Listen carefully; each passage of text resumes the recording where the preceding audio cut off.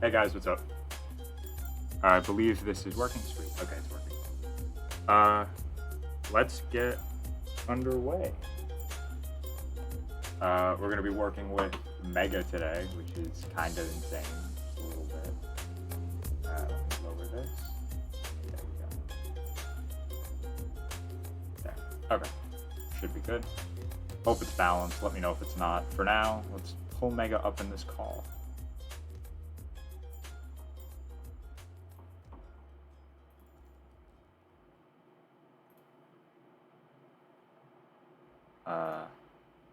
Here we go. Start voice call. A little loud.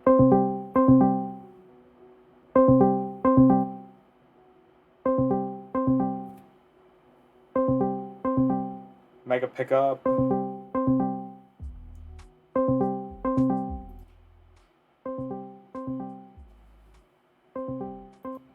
MeGa, I swear to God, pick up the phone. You absolute buffoon. What a guy. I'll just stay in the call. Should join any minute.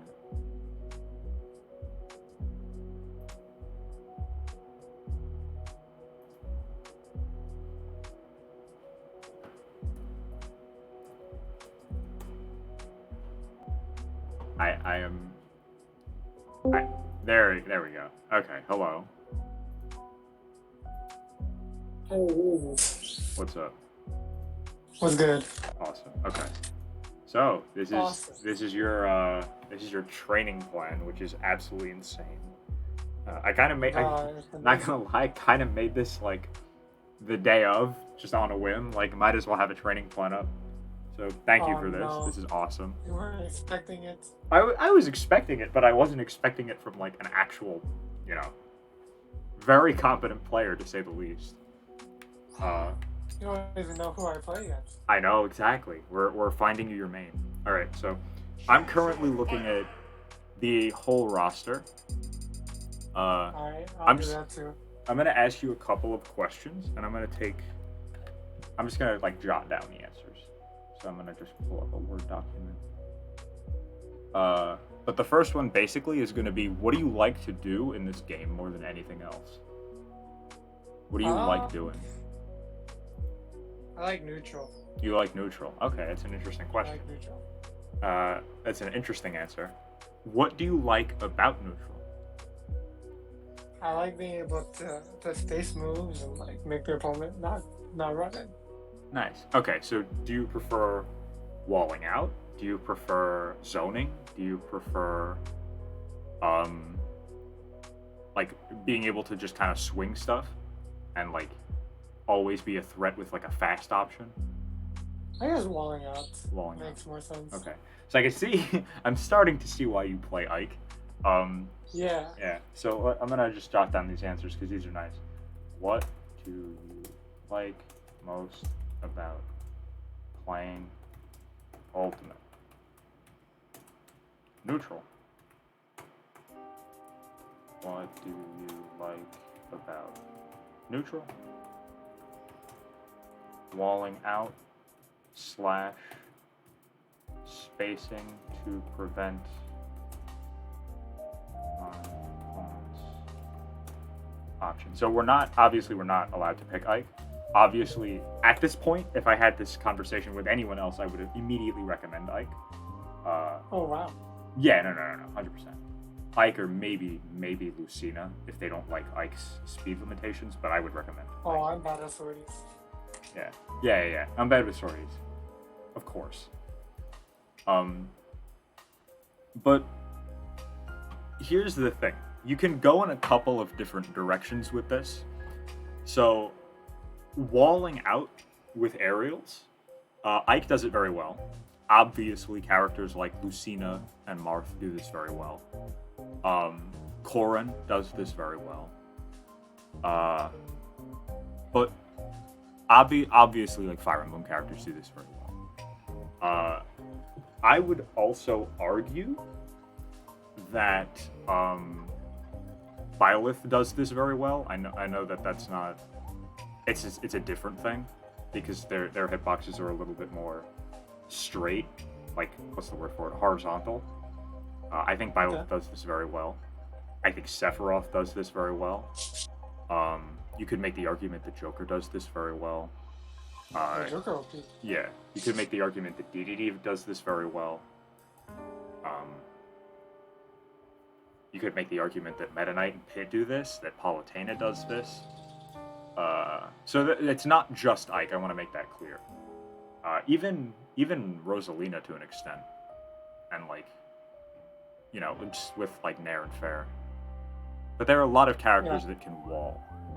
So I wanna pick a sort of focus here. So do you want a projectile? No. No. Okay. So that kind of knocks a decent amount of characters off of this list. So do you want to play a Fire Emblem character? I wouldn't mind. Okay. So so another character, and they kind of have a projectile. I don't know if you'd consider it a projectile, like Ridley. Ridley kind of has one. Sephiroth also kind of has one. I don't like bad characters though. Fair enough. What about Seth? I know he kind of has a projectile, but it's not really a Sephiroth? Yeah, it's not really a zoning tool. But if you want, you can make it a zoning tool. So that technically is. I think good choices here are Croy. I think Lucina would be good. I think you could go the Rosalina route. But Rosalina, I'd have to like really sit down and learn. So it is up to you what you'd like to do. Probably Roy. You want to learn Roy? Okay, cool. Alright. I don't know how much I'm going to be teaching you, but that is the entirety of what the first session is supposed to be. Us picking a character. So I mean, we haven't picked them yet because we haven't. Yeah. I should try them. I think what I'd like to do is we're gonna play some Roy Dittos, and I just want to see where you're at with Roy. After that, we will play some other characters and just kind of see if you prefer them more. But this is just gonna kind of be like a play day, not too much actual like theory and stuff like that. By the way, I got land, so the connection should be much better. Okay. I can unplug my land if you want. That's not what I meant by that.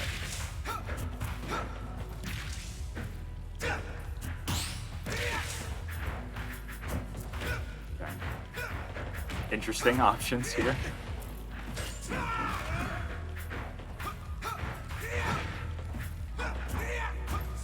Okay. Mega's really trying to mega me here. Oh yeah. Gaming. Hey, Hiking with Roy. what? Yep. Yo, that missed. Nice. What that missed too?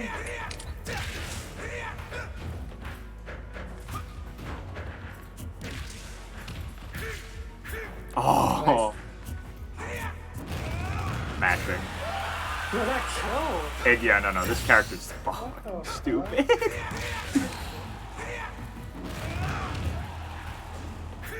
No! Bro. Gaming. Absolutely gaming. As soon as I saw the side B, I knew I was dead. Okay. Melee was dead.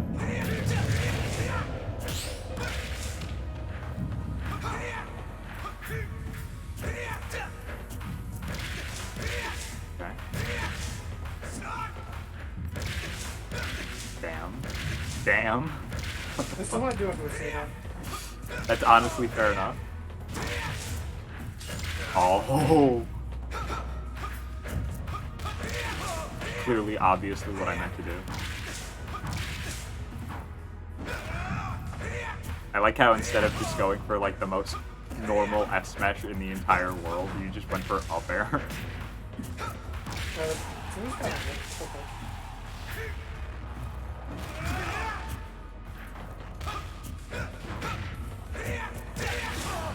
I did that.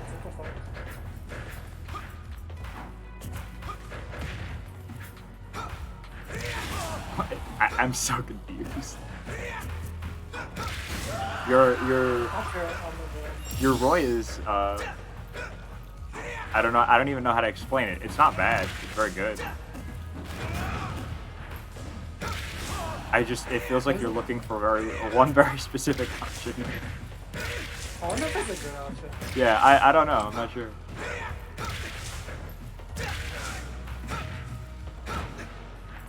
It feels very baby mode.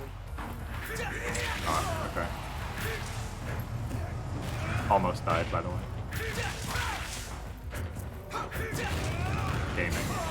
Not gonna kill them.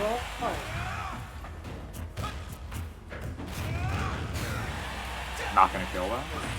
Oh, weak.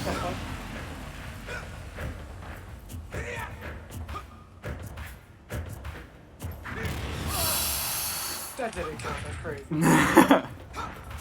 Roy's bad.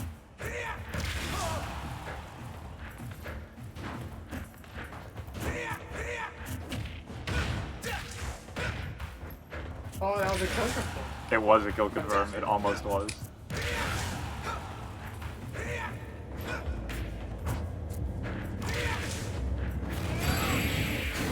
Nah, I was gonna say.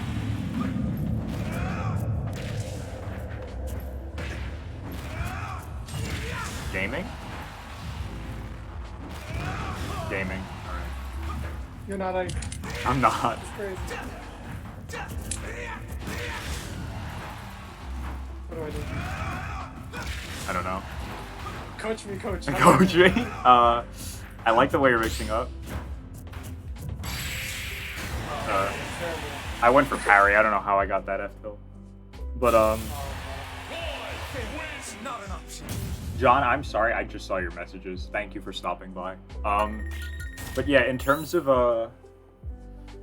Roy, how are you feeling about this character? It's really funny. It is. It's a very funny character. The thing with Roy that kind of makes me a little bit hesitant to just kind of say, yeah, definitely. Even though he is very good and he does wall out a lot, is that you do have to space in a very specific way, and it is different from Ike. Like, obviously you don't want to space with the, like, hilt of the blade, even though it is safe, it's not, you know, you're still in grab range. But, like, you do kind of want to space almost in the middle of the sword, where you're still getting hit, like, the sweet spot, but you're not actually, you know, in grab range. It's, like, kind of an interesting way of spacing. Or you can just do that.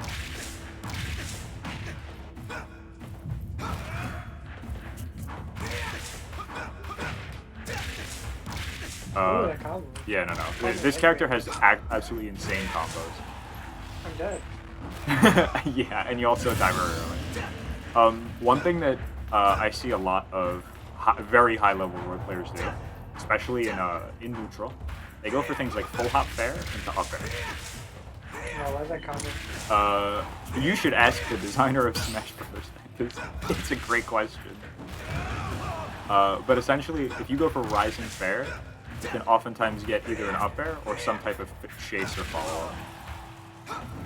Another thing I see them do a lot is this full hop side beat, because even though it doesn't combo and you can buffer out of it, you can buffer something out of it, you still, so essentially this move, it'll stuff a jump, wow, it'll stuff a jump, and you can get things like this out of it, but it doesn't actually, yeah, no, that just kills. It doesn't actually combo into anything. Your opponent, if they're mashing an aerial, will hit you, usually, especially if it's moderately fast. Oh wow, that was a bad back there. But essentially, like this sort of full hop side beat, you can also V-reverse it and like wave bounce it. I don't know, wait, did I wave bounce it? I don't know. I think I'm just V-reversing. But essentially, it's great for landing, stuff like that. You can just catch jumps with it, not like that.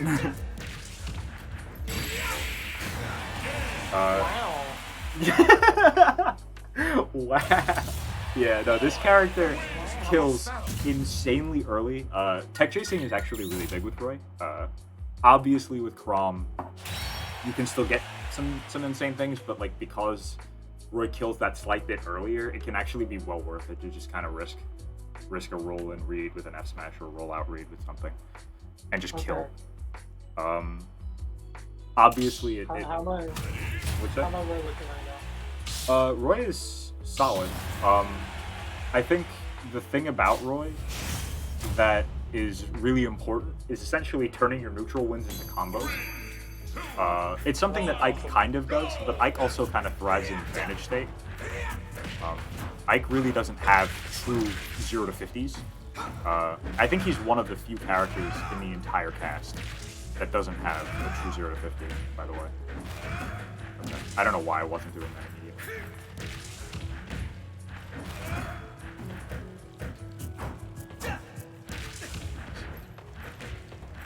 Bro, I'm kind of getting outgamed right now.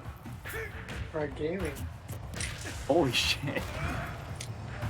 So that actually brings us to another amazing point, is that Roy down tilt is very, very good for pressure. It doesn't really combo into anything realistically. It can combo end in some cases. Like if you land a weird low land hitbox, you can get a down tilt off of it. Bro, this game is so well coded. But essentially, you can get a lot out of down tilt simply for just kind of ground pressure. What the fuck?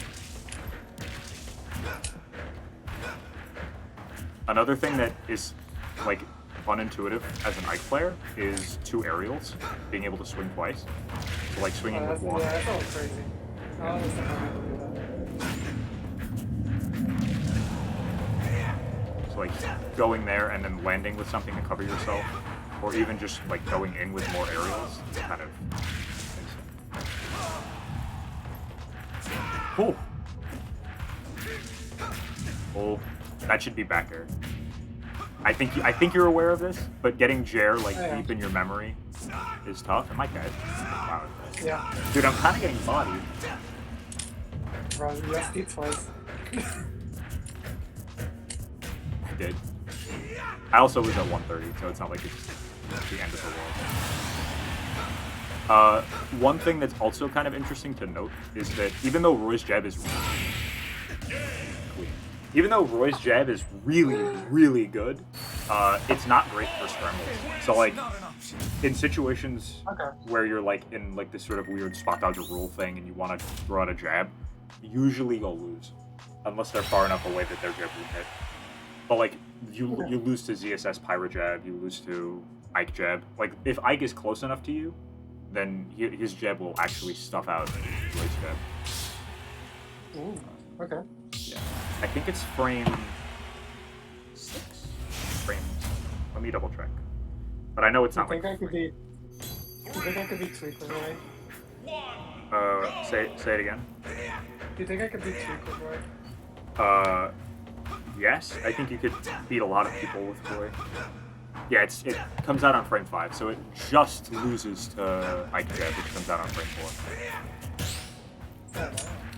4. I know frame data is kind of for nerds, and it is, but I do like thinking about some situations in terms of frame data, mainly out of shield options and scramble situation stuff. So like, what's a character?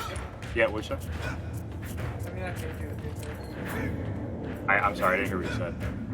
I mean, I paid you to be a nerd. Yeah, that's very true.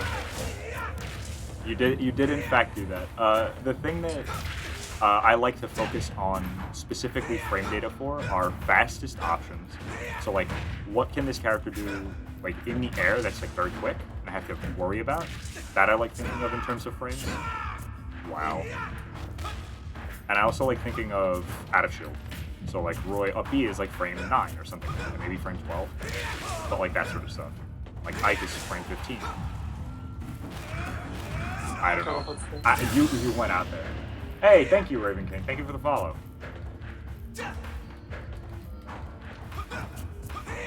I gotta win this game for Raven King's follow. Yeah. Oh wow. Okay, nice.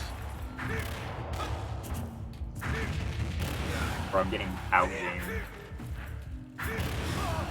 Just let me land. That was actually like a sick grab from getting bodied. Hello. Hey, Ribbon King, what's up?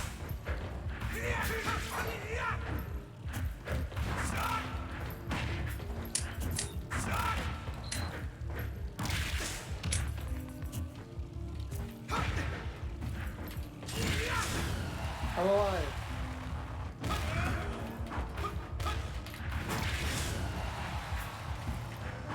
Nice. That was well spaced. Can't do that with Ike. You cannot. Roy's recovery is way more flexible. Quick draw is great, but it's not as flexible as Roy FP.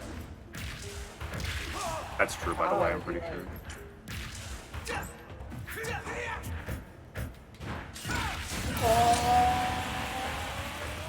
Yeah, that's kind of like, I don't know how else to phrase it. It's kind of like knocking on shield. Like you just kind of knock, and then you see who's there. And who's there can be puppy, who's there can be grab, who's there can be roll. Kind of just figure out who's there. Like they're like side B into the door.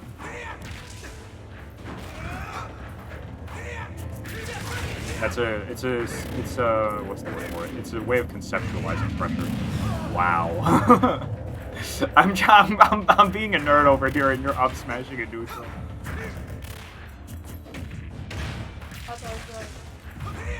I did a Wi-Fi spot dodge for a reason. It's okay. I've been doing Wi-Fi spot dodges in tournaments.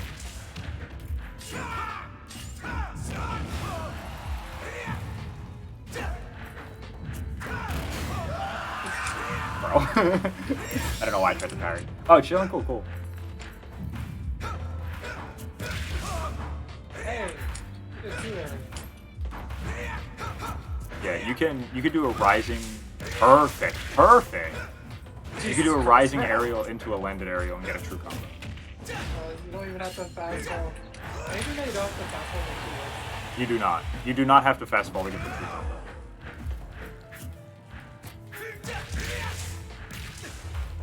Oh, I knew! I don't know why I waited. Nice.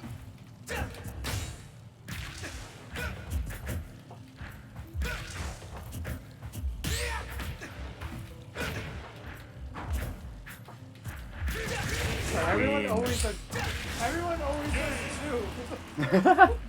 Clean. Only knock twice. No, you can knock once, you can knock 3 times. You can knock and then down tilt. The reason that I call it a knock is because it's -10. So it's like just in range of a lot of punishes, but it actually has this sort of property where it doesn't have much shield stun, so you have to like do it immediately, if that makes sense. You don't actually have that much time to punish it. Hey, honey, hello, what's up? I swear every Roy in bracket that I've ever fought only knocked twice. Yeah, it's a very common one. It's a very common way of doing it. Usually what they want you to do is commit to a very specific out of shield option and get comfortable doing that, and then eventually they hit you for it. Usually at kill percent, and kill percent is like 50.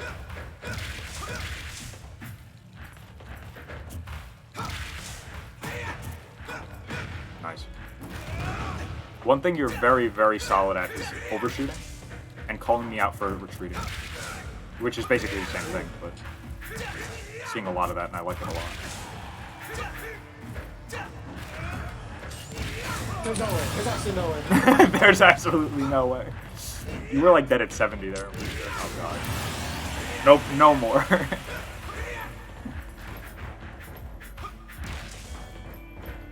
Yo, okay, doing the reverse.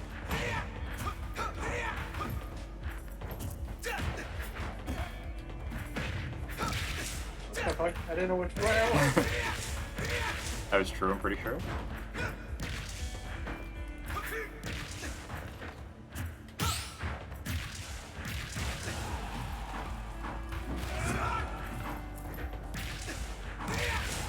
I'm back.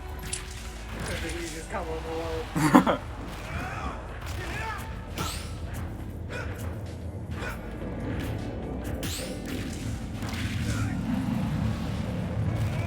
Nice. No armor. I did kind of get wrecked. Okay. Okay, fair enough.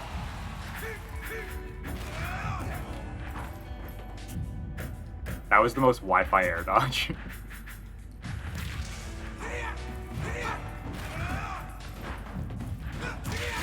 What the fuck?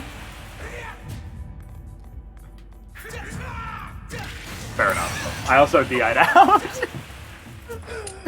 go.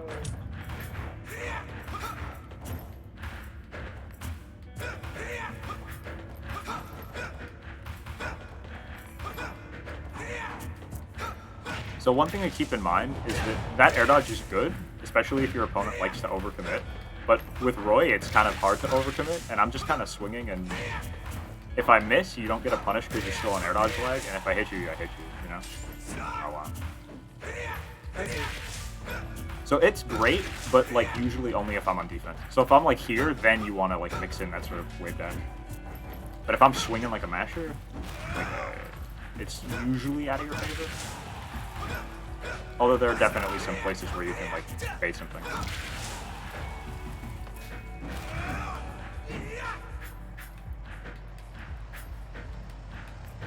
Bruh.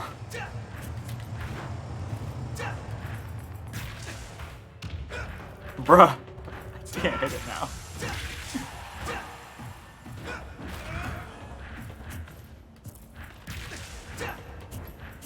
Wow, the crash actually saved you. Yeah. I know my character. The fuck? How do we trade? I don't know. You went for it. You're dead. Maybe.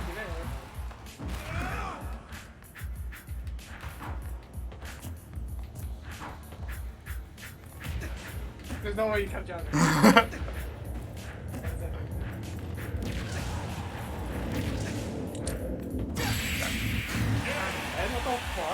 I don't know. I started realizing that I was doing the double knock to like every Roy player, and I just started mashing jab instead. And just got you phased out. yeah, that's that mismatch adaptation. But I conditioned you. Yeah. I lost. I think one thing I'd like to see is I'd like to see you try Crom. I'm gonna switch to Crom real quick. But Crom's recovery. Crom's recovery is worse. However, you do get to space. And honestly, Crom's recovery, especially as an Ike player, it's not that bad. It's like the worst in the world. Let me look. It's definitely bad. Don't get me wrong. It's not average. It's bad. Oh, that's fine. But like, let's do Crom's. who has a worse recovery? Excellent question. Some of the Miis have worse recoveries. That is true. Yeah, it might actually be the worst in the game. It's not as bad as Max though. And like he has a better neutral than Mac. Mac has like mix-up stuff. Yeah.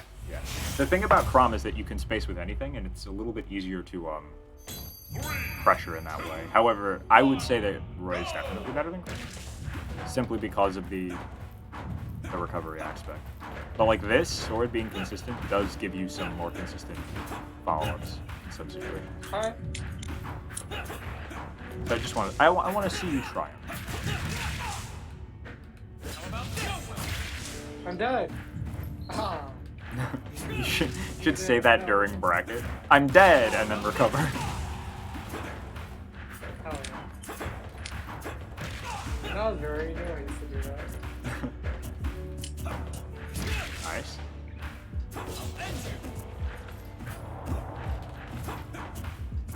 I don't know why this feels slower. It does feel a little slower.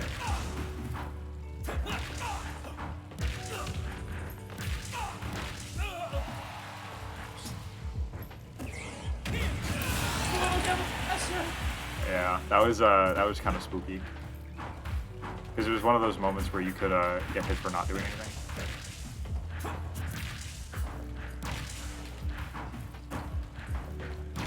Nice.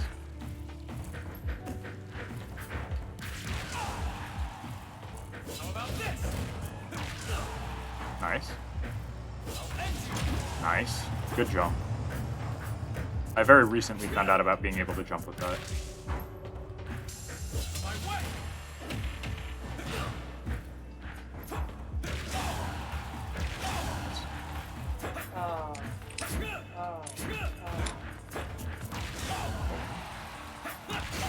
Fair enough. I got a little gritty with the side B. Oh yeah.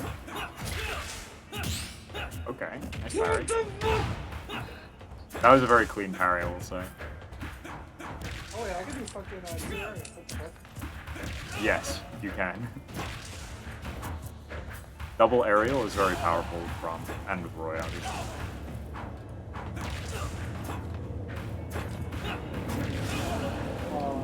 That really is.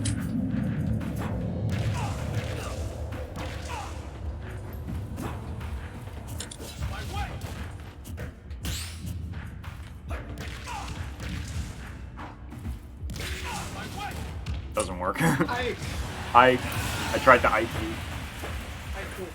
I mean, you did Ike me. It didn't connect. Very true.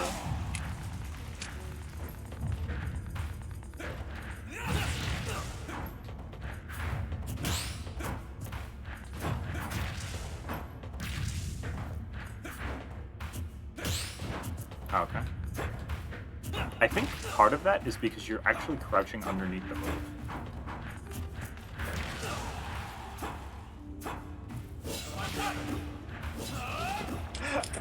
How did I live? I thought I was dead. Fuck. Unreactable, bro. I'm playing Crom, I'm not playing Ike anymore.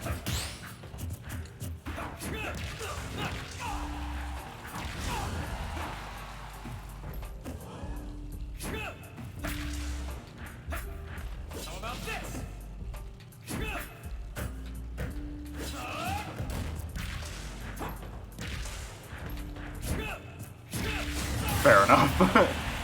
Let's go. That felt guaranteed. I might have been able to shield, I'm not sure.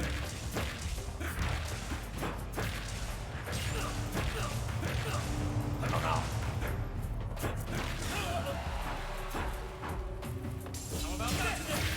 What if I reverse it? Yeah, that's just a tough situation. Maybe Crom Dittos aren't the best idea. Training paid off. At least with Roy, you get to recover.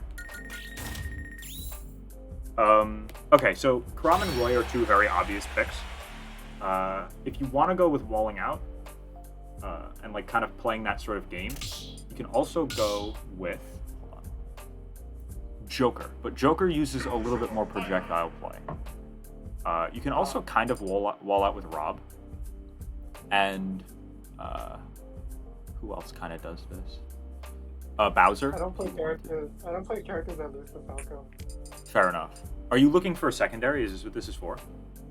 I mean, like, if it leads down that way, I lead down that way. Sure. Well, I mean, just to know, who are you struggling with? The cast. The cast. Okay. No, Pyramithra like, is an option. Does Pyramithra win against the cast? Yes. Except for, like, maybe, I don't know. Apparently Pikachu, but, like, you play Ike, so. See, Yeah, Ike beats Pikachu. I don't know if Ike beats Pikachu, but it is a way better matchup than it should be. Do you want to try Pyramithra? Is either of them or Roy right now? Sure. Oh, Another character I think you might like, even though they're not. They obviously wall out, but they're a little bit different. Oh, okay.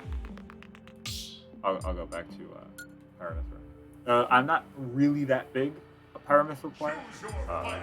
However, I do not mind learning them. They're kind of easy baked. So I'm sure you've been told that like Pyra and Ike are very similar. I've been told that. I don't believe it. I've been told it. That's fair. Pyra and Ike are similar. I think Ike is slightly better, but the fact that it's even close is kind of the problem. Yeah.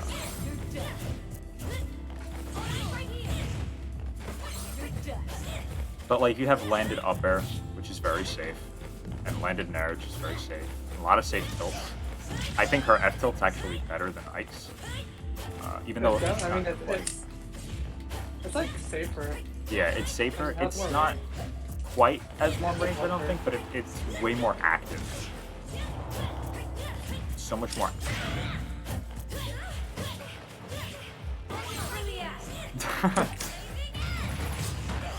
But with Pyra, nice. With Pyra, yeah, no. With Pyra, you're dead. But with Mithra, you kind of play similarly, at least the way I think about it, to Chrom. Weak recovery, but you can double aerial. Nice. Double aerial. With like up air. Hold on. How do you double aerial? I know for a fact you can do it. Maybe you have to double jump. Whatever it is.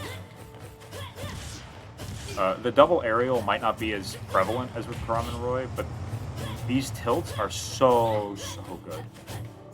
I would say these are the best tilts in the game. They combo, Yeah. get down tilt, up tilt, at like all percents. You're at 125.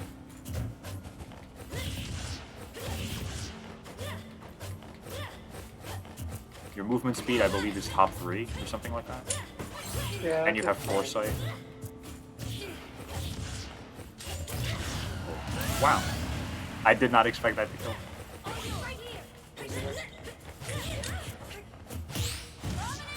There's no way. There's no way you reverse it. There's no way to reverse. Believe it or not, I'm not 100% sure if this is like the law of the game, but I find myself getting a lot of those. Just kind of up being and then holding the direction that they're in and just kind of getting it. Oh yeah, also the dash attack is absolutely broken.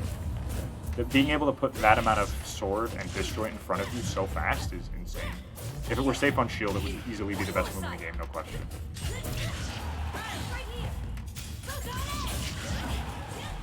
Like, that is nuts.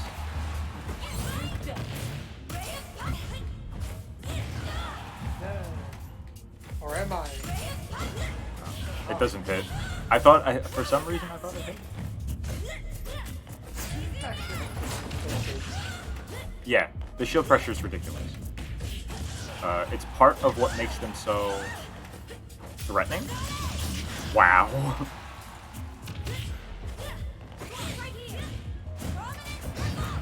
Good shield. So good. Just baiting out the air dodge. That's what that's kind of how Ike and Pyra are similar in my head, is that they both kind of look for that weight. Huh. Interesting. But like Mithra is one of those sorts of characters that you can hit or like throw out the move, and if they air dodge, you're still hitting them anyway. It's a similar thing to Marth. But like Pyra has to wait. But when she waits, you die. Okay. It's that's cool. But they're both very similar. It's that Pyra is clearly for like holding advantage, and Mithra gets you advantage. Okay. I'm sure you know about like the activity on their hitboxes being different. Like Yeah. a lot of people compare Mithra to Meta Knight, because Meta Knight has like these very quick aerials, but they don't stay out for very long. They're just kind of fast, but they don't last at all. And like Pyra's the opposite. I don't know what that was. Pyra's the opposite. She has these like insanely like compared to Mithra, they're much slower, but they're insanely active.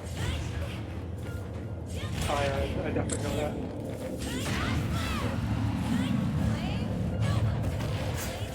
Well, I'm getting bodied. Oh.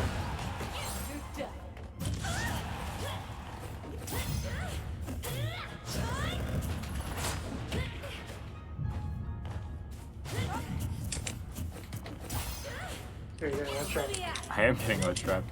See, the thing about Pyra is that you can use her to ledge trap, and like you get those activity, those very active hitboxes. But at the same time, you can just use Mithra. It's really fine because you don't have as much activity, but you still have really good hitboxes, and you can throw them out a lot. You're able to better shift your.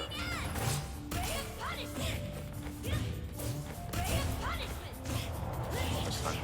you're able to better shift your options.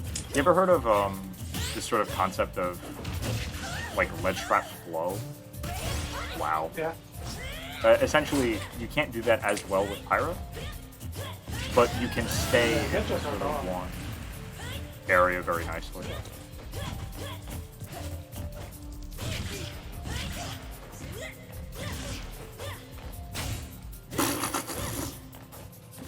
I did mine so much sooner too.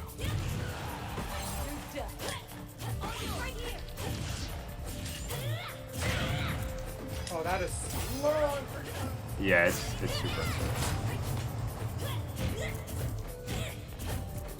One thing that's similar between Mithra and Pyra and Ice, like both of them, is that down tilt crouches.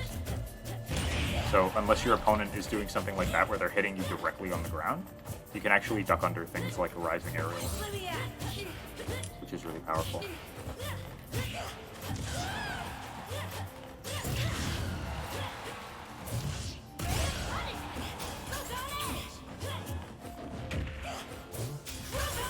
Oh, I'm dead. Got him. Yeah, he actually did. I don't know why I went so low.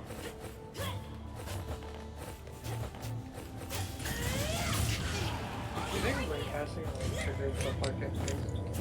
Sorry, what's that? You think wave dashing triggers Fortnite? Hold on 1 second. I can't hear you too well. You think wave dashing triggers Fortnite? Oh, wave dashing does trigger Foresight. I'm pretty sure. Here, try it.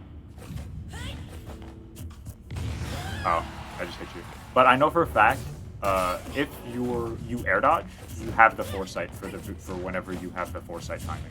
So doing this triggers it, because the game just counts it as an air dodge. So I know for a fact you get Foresight. I wish there was an easier way to test it, but Not on Wi-Fi. yeah.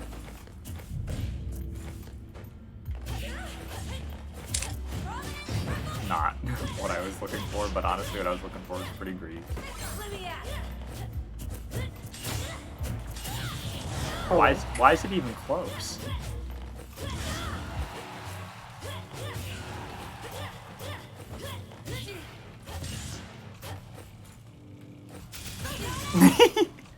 Yo, I fell out! Poggers. I forgot about the B button. Yeah, me too. Okay, I don't know about that one now. What if that sucks you down? It might.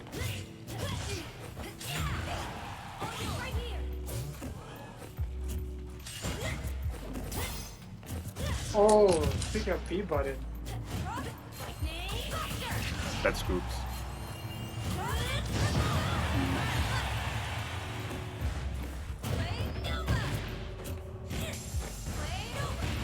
I couldn't down air you.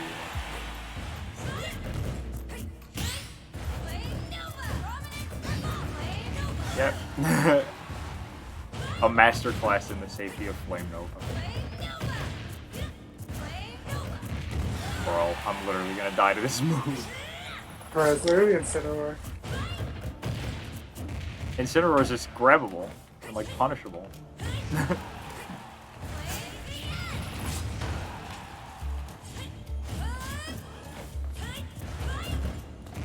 Alright, that one's not safe. I know the longer you charge it, the safer it gets. What the fuck? You just died! Oh my god. You died once. Bro, I think I did. Oh, that's I'm so used to DIing your backers, you know? Yes, yeah. It's like like you think of it as being like, oh, just DI fair, but it sends you straight up. It's insane. It's almost a DI mix-up. It's like almost on that level.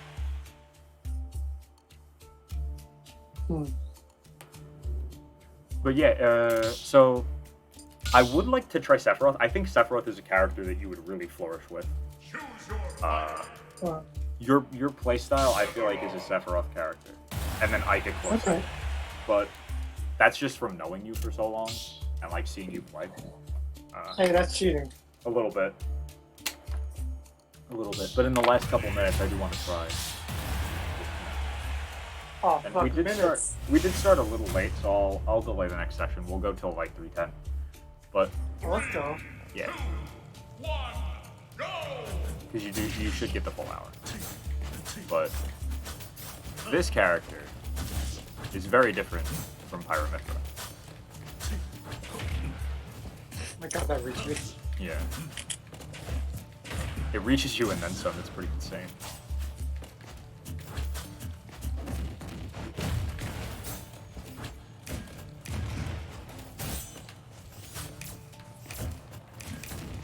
I'm glad I reminded you about that move. Hell yeah. Right, don't remind me that I have moves. Look at you. I know.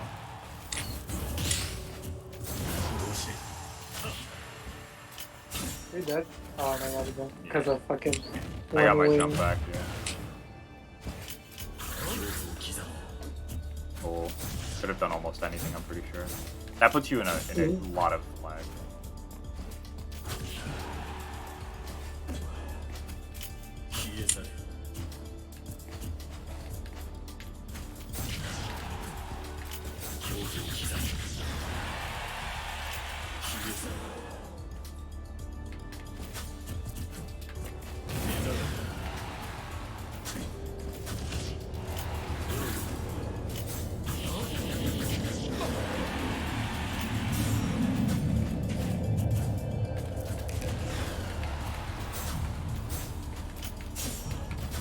Nice.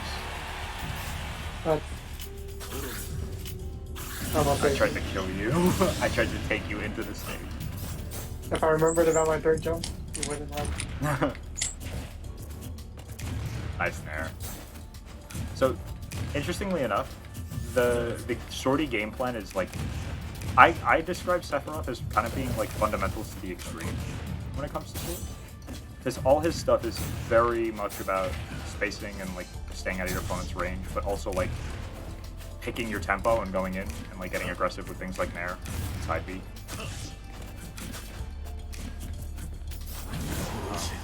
Obviously, F tilt is really, really good.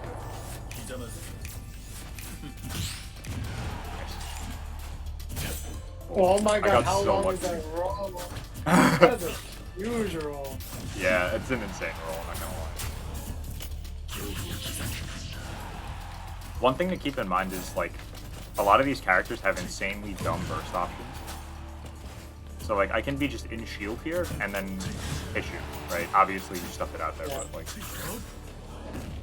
Nice. Good punishment. So, like, these characters can be here and, like, hit you at mid-stage.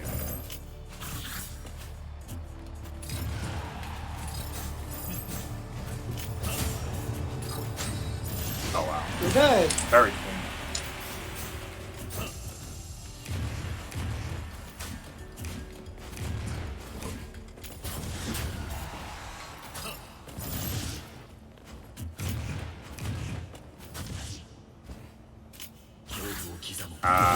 Okay, Chief.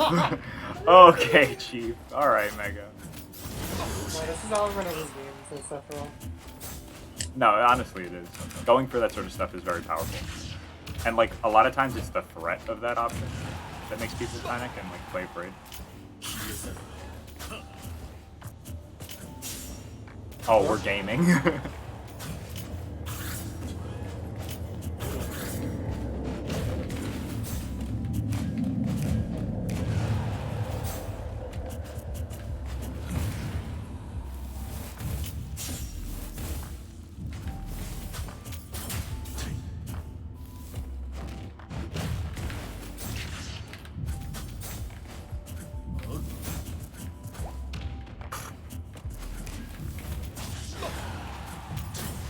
No.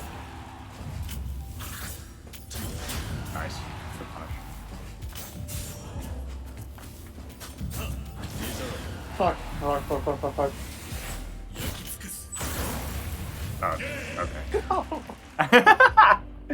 You went from almost killing me at 60 to mad.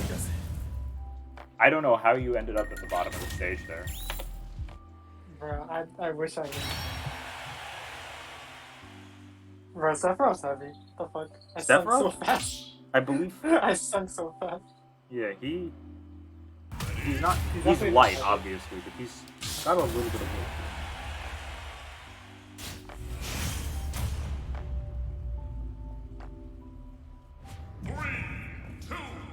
Alright, I'm gonna move again. Bro, I was sending a message to a player. It's all good. It's all good. Oh, okay. Oh my god. I literally had my controller like in my lap.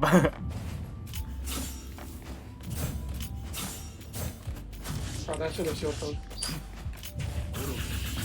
Bro, I'm trying to down tilt that move. One thing that a lot of people I don't see. Wow. Okay. I was gonna say up air, because up air is like it's counterintuitive the way it works, but it's basically like a better Ike up air. A bigger Ike up air, not better. It's not better. Bro, this is a back air. Yeah. It's a forward air, back air.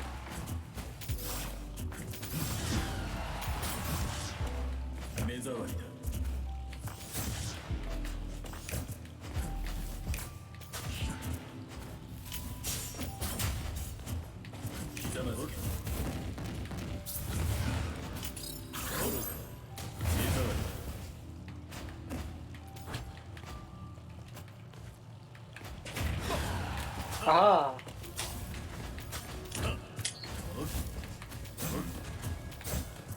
I like the movement. I thought I would hit you. I don't know why.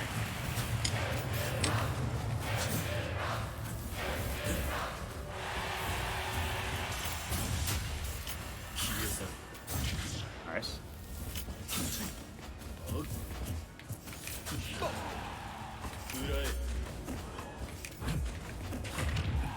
Of course. No, my god, how am I supposed to shoot?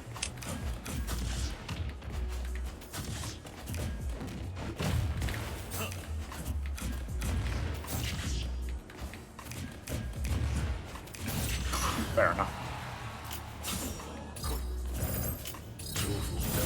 The first hit?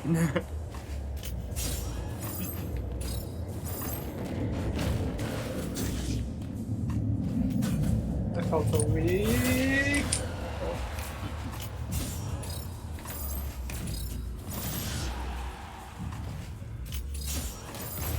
I thought it'd combo. Oh my god. I don't know why you did that again.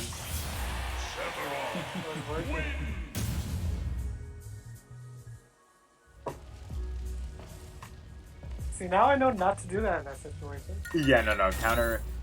One of the problems with counter is that it doesn't really hit around him. It's gonna kind of function like Sora counter, which is kind of funny. But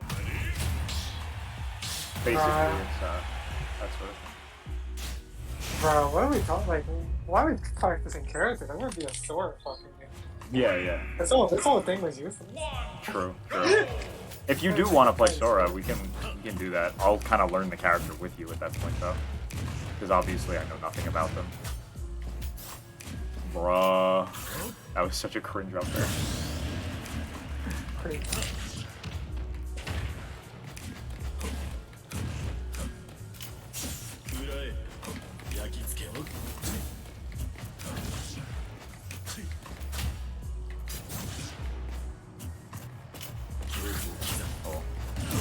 Where did my jump go? Funnily enough, one of the few moves that I've seen beat the upbeat of Seth is like downer, which is Seth's fault. Yeah, counter works too, if you can get in the correct spot. Rewarded for misspacing.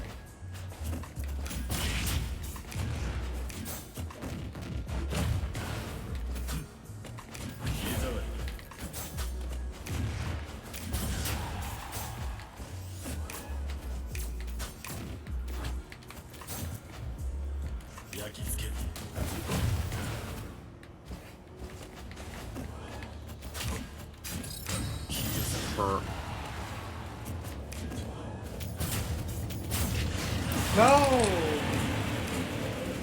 Kingdom Hearts. Kingdom Hearts is cringe.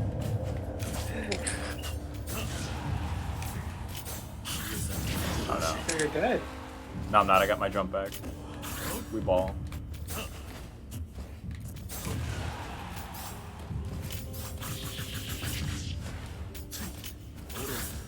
Almost got it again.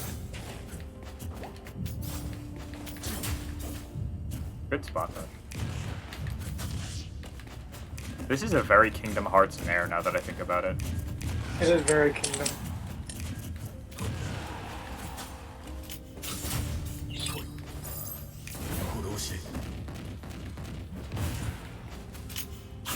Yo! And I got the 500.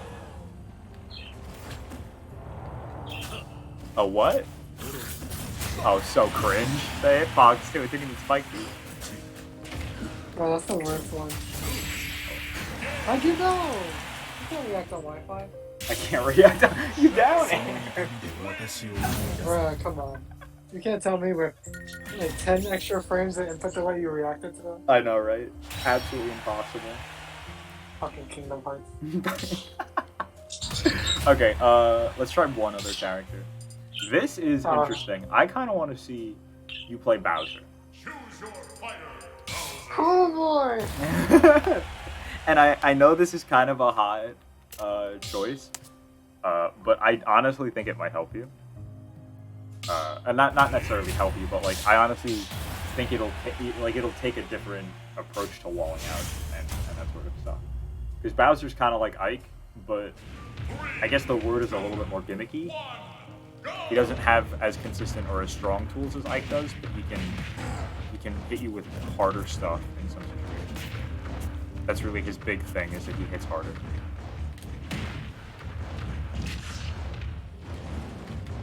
Surprise. Fuck.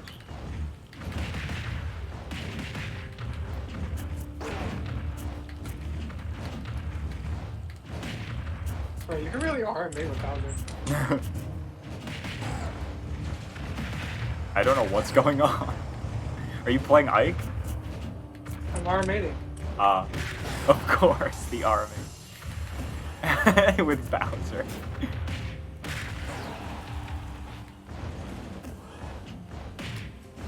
Oh, you almost got true combos.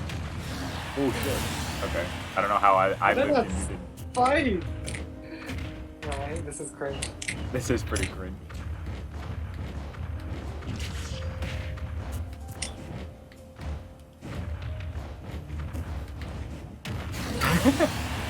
I started fishing for side B at the ledge.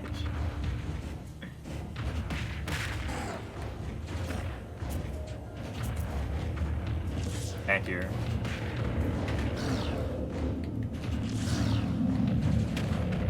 Bowser up tilt is such a good anti-air. It's like the best move in the game, bro. It's really good. Yo, you're bad. I am pretty bad. Nice.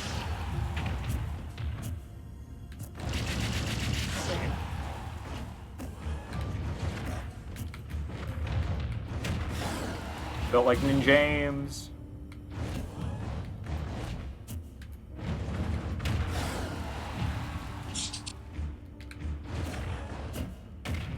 What the fuck?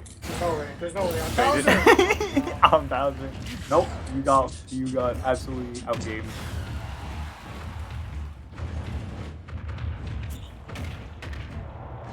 Napsta, what's up? You can almost double swing with Bowser. I think you Close. Yeah, that's Hey, not with back air. Yeah, no. Maybe with like the Hey, beginning of. You do like fair to like. You can do fair to double jump fair before you hit the ground. But I'm not getting it this one. There you go. I did that. I saw it happen. Oh god. The gaming. Where dreams are made. Built like Nin James. Punches. Dear god, this game is so close. Honestly, you have the advantage. The combo.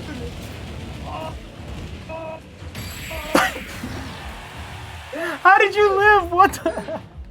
Bruh, you thought it was. You thought you won? It was a bait. For this exact moment. It was a bait? Oh my god. Ah! No! Wi-Fi, save me! Wi-Fi saved me. Wi-Fi. Oh no, come on. Oh my god. That was a very Wi-Fi option. But Bro, if I made Bowser at the like beginning of the pandemic, bro, I'd be a WST right now. Like, I would have quit my fucking job. Everything. Okay.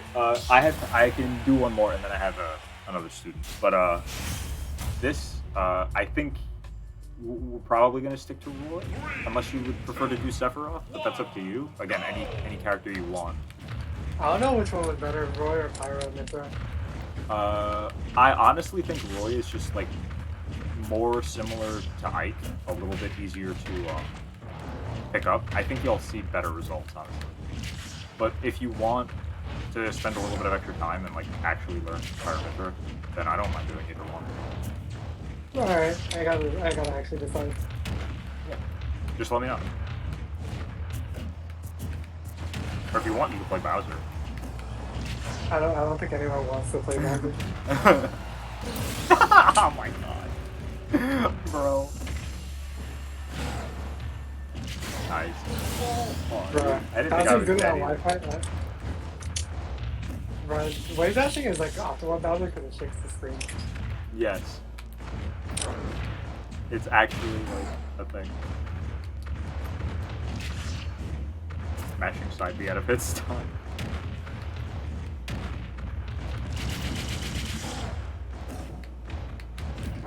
Damn I fucking died in Bowser! 60%, bro. Nice and Bro, our gaming moves just clash. What the fuck? bro. Bowser Dittos are so tough. Grab my F smash. School? Grab my F smash again. I ain't crying. Fair enough.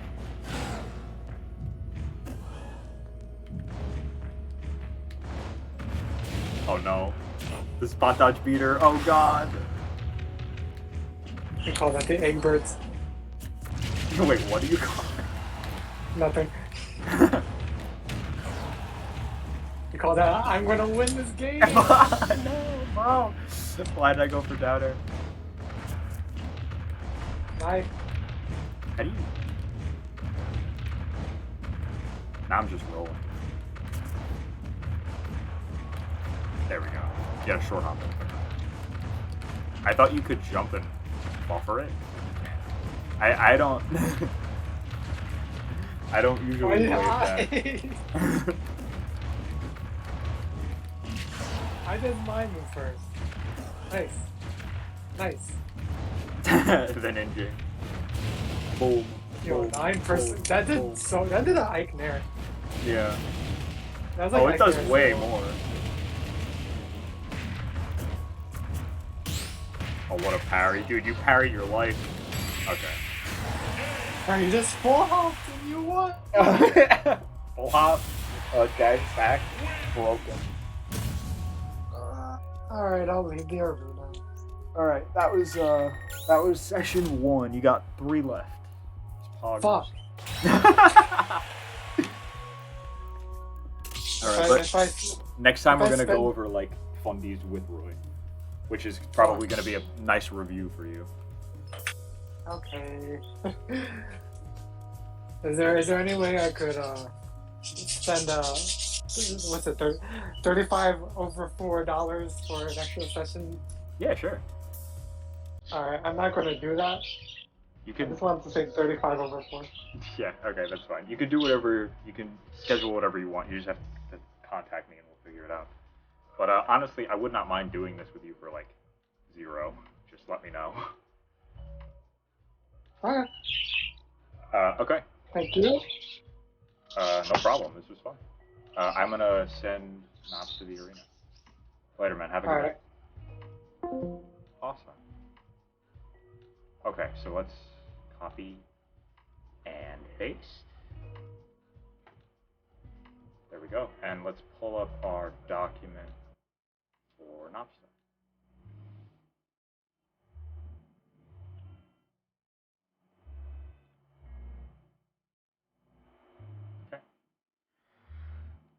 So, Napsta session notes.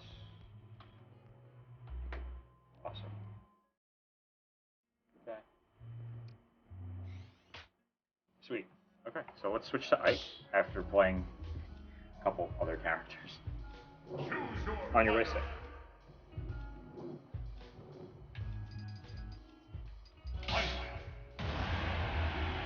So Napsta, since you're in chat, first we're gonna play, and then we're going to talk.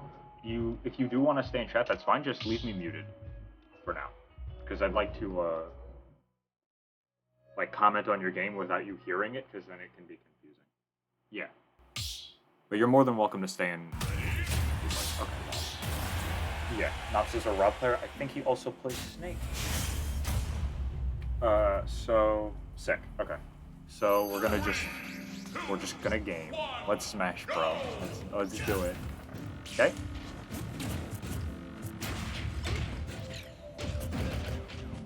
Careful of down smash. I like down tilt. Nice. Okay, so we're gonna talk about down tilt pressure. Because right now I'm seeing some good stuff here and some good ideas, but I think we can hone it a little bit more.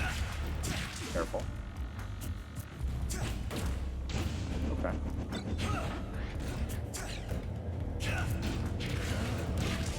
Okay. Getting away with a lot of rising aerials. I want him to anti-air me now. I want to see a rising aerial. A rising fair, a rising up air might work. I just know that rising fair is good. Okay. Good. Good. Clean. I might be dead here. Very clean. Very clean edge good. Okay. Good roll.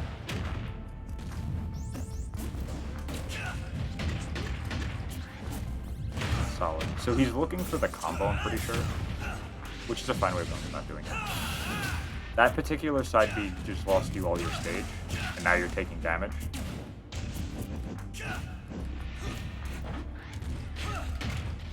I messed time now. But essentially, you could have taken a lot more damage. Yeah, that side B is a big overextension. Good there.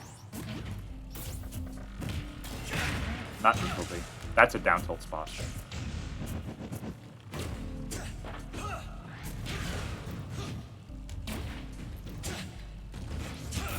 Good. Good. Okay. Not a bad idea. Pretty sure you want to roll.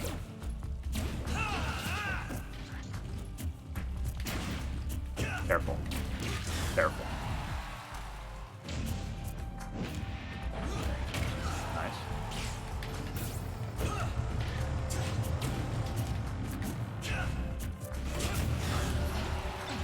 Good back. Careful. You really got to be careful with that. The stalling tools, they were okay, but they also kept you in the air for longer. Sometimes it's best to get to the ground quickly. We'll talk about that too. So there's a lot to talk about already. Careful. You don't always have to advance, especially with Rob. You can go backwards. Upstage. That's a very powerful tool to have at your disposal. Okay. So let's take some notes. So first thing that I was seeing is over committing with side B, edge guards, stalling a lot in the air to land. I'm gonna say predictable down tilt pressure. It's not that bad, it's really not, but I don't know how else to write it. Predictable down tilt pressure. And I think we'll leave it at that. But we're going to talk about all those things and more as we continue to play. I might switch off of FD and go to like PS2 or something, because this stage is pretty good for Rob.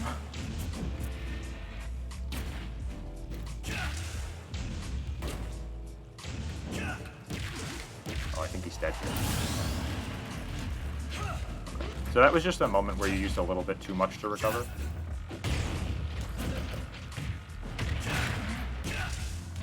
think down smash is a bit too much of a commitment for that. Careful about landing with Nair. Okay. Good idea with the idea. Ooh! Good idea with the idea. I'm speaking English. Good idea with the down tilt. Yeah. There's no need to edge guard here. Believe it or not, one of Rob's most powerful tools is his ledge trap.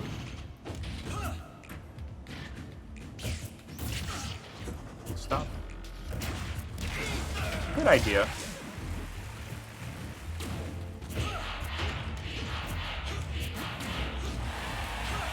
Good dash back.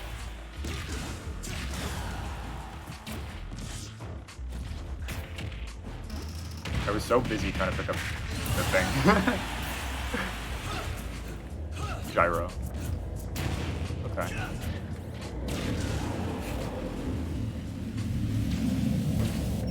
Very clean dealing with that. Good shield. Careful. That puts you in a bad spot, that particular laser.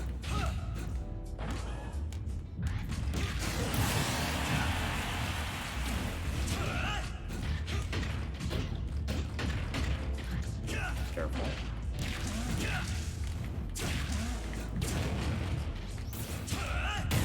Ooh, okay.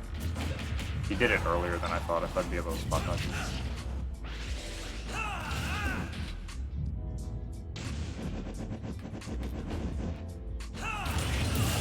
Fair enough. I should have probably reversed it. I know there's a way to hit him there. Careful.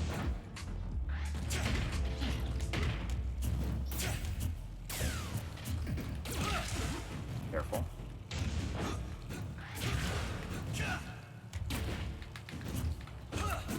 Careful.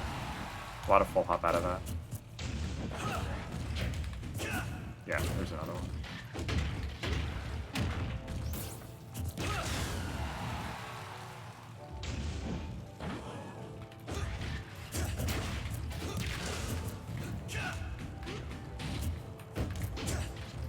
Good dash back there. Very clean. Okay, so down tilt pressure, I'm going to elaborate. Predictable down tilt pressure, looking only to land it, not using it to assess or punish defensive options. Cool. Okay, so that's one thing. Stalling a lot in the air to land, and off stage to get to ledge. I'm going to talk to you about air dodging instead, and like using your double jump and just kind of getting to ledge quickly. Because Rob has fantastic stall tools, but like mixing that in with normal recoveries is where you really get your mileage out of it. Essentially just utilizing the full extent of your options is obviously better than just only using your good ones.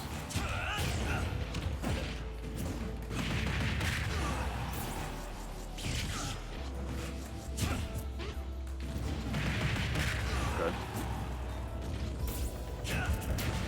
Careful. Good spot dodge. Careful. I'm out of range.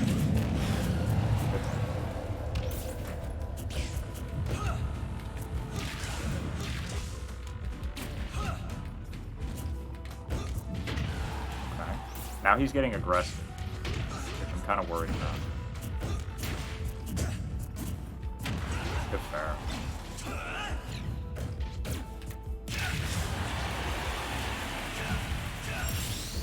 So I'm kind of worried about the aggression out of shield, because I'm hitting you and you're like dashing back instead of rolling, which is kind of risky. You're also sometimes going for aggressive options, like you tried to dash attack me before. It's not a great idea. Yeah, and currently I'm just hitting you for stalling. I thought I was dead. I was like, damn. Good parry. That's a down throw. You know that's a down throw. There we go. Or an up throw. roll. Okay, just go this way. Good roll. I just called the dash back out.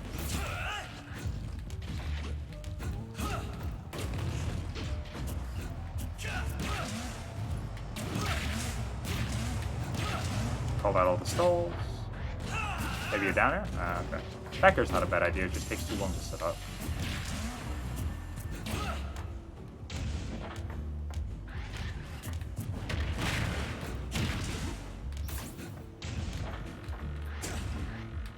No grab there.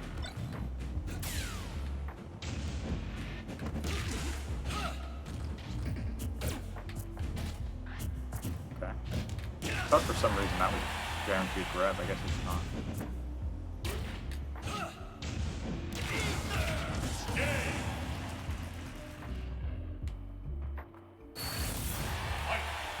Fight for my friends.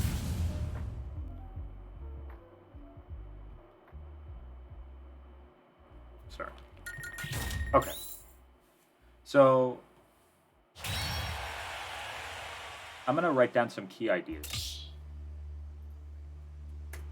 Stalling is a powerful option, but loses its power when it becomes predictable.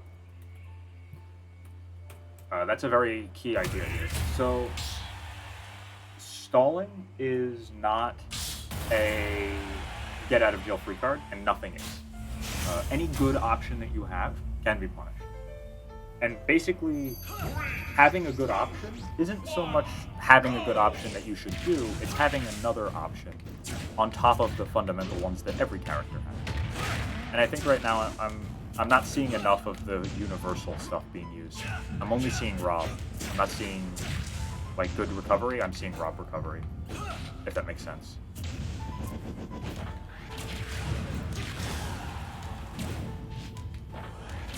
Careful. There shouldn't be too many get-up attacks from ledge. You should only really be calling me out if I'm trying to hit you with like down tilt, or if I'm standing too close. And even then, if I'm standing too close, I can fade stuff. So get-up attack is a big risk.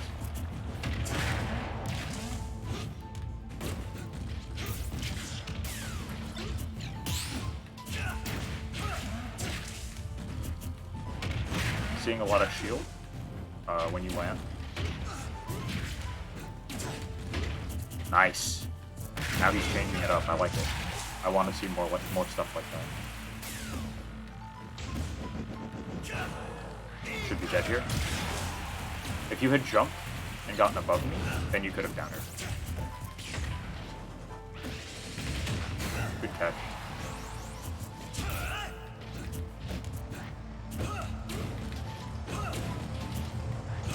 Careful.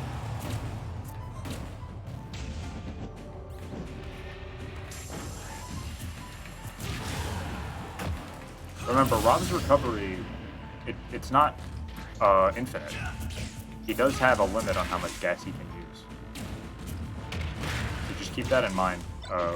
You don't, when you do stall, you are giving up that ability to stall next time. And like, I know that. So the less gas you use, the more mix-up options you have. Like getting to ledge there quickly was nice.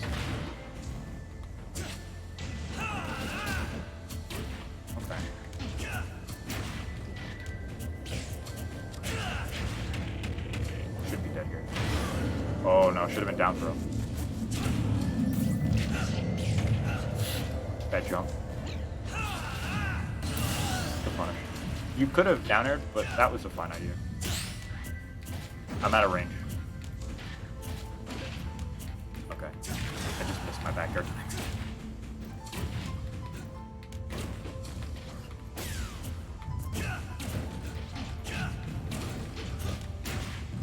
Now he's starting to panic a little bit.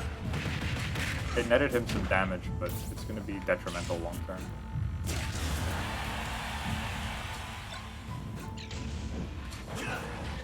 Should be dead.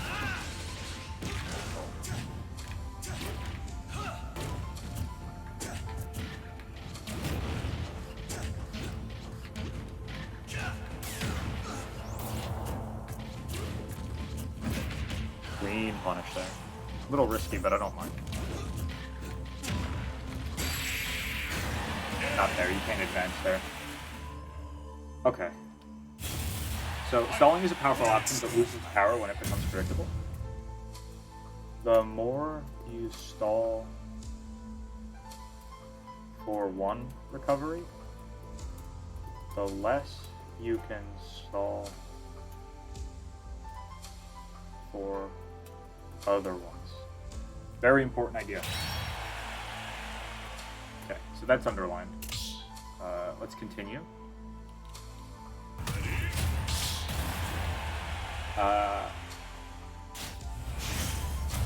Down tilt equals Roy Jam.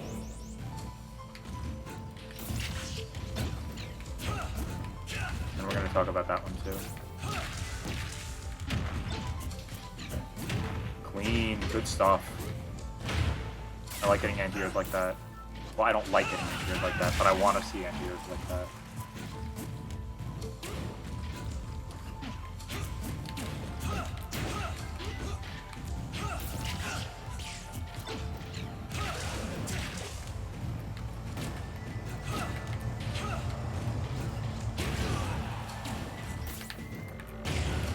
Okay. Gotta be careful. Shouldn't have thrown it. Okay, I gotta be careful too. I can tank stuff like that. One really good thing about Ether that nobody talks about is that I go high. So like if I tank a move and it has a lot of, not even startup or end lag, just like activity, I can tank a move high. I can tank a move high, go above the attack, and then land with the move. I want to see these anti-airs in neutral though. I want to see you do those rising aerials and call me out.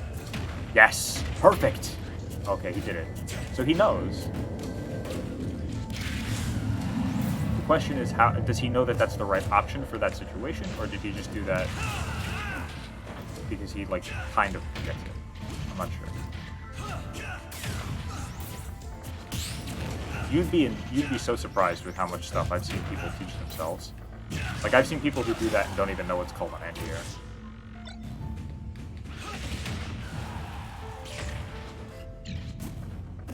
Good idea. Good. Punish me for holding forward there.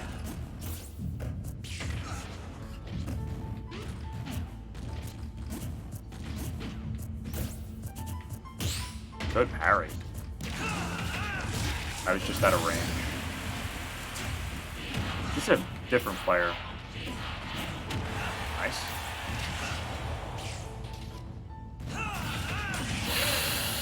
Oh my god. You can't let that happen. You gotta get above it. You have to get above it. It's so much better to miss than to die. That was so unfortunate.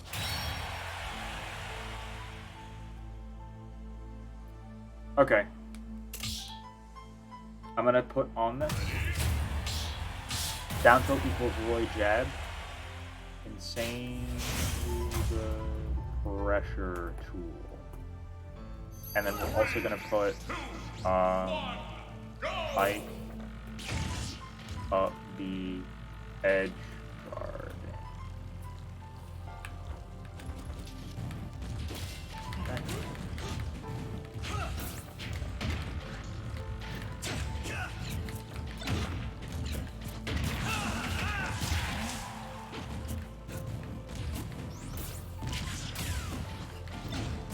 Sorry, I had to fix something on that. Fair enough. Clean drop. Okay, so he just goes for 3.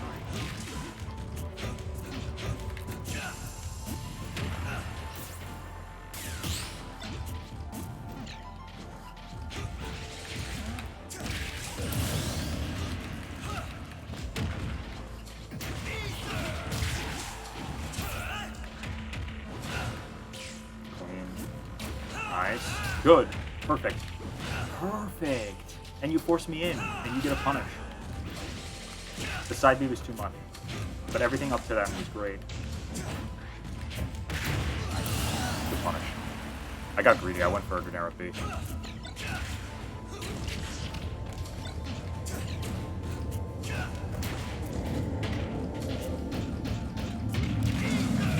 He doesn't know what to do afterward. We're going to talk about what to do afterward.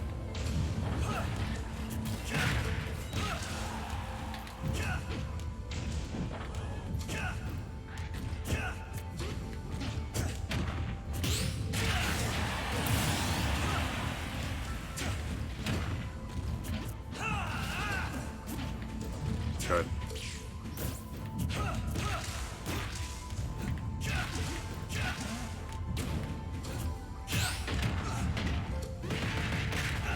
Good parry. Excellent. Good idea.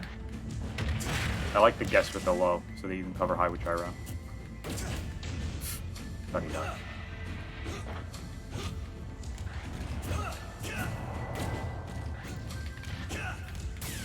Oh, misspaced it. Good. So now I think I can get away with something like this. Oh, okay. I didn't expect him to get hit by the nair.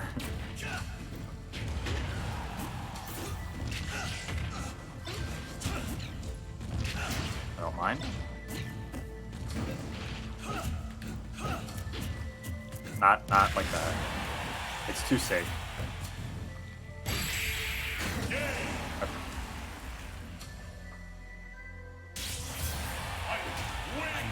I'm really liking what I'm seeing. I think we're gonna talk at around 3:45, so 10 more minutes games. I could be edge guarding hell, and I'm gonna do that here. And what else?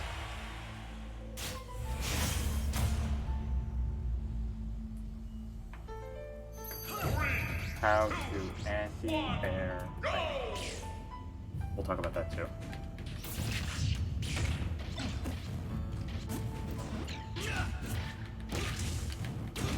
Careful of jumping back in. Good anti-air.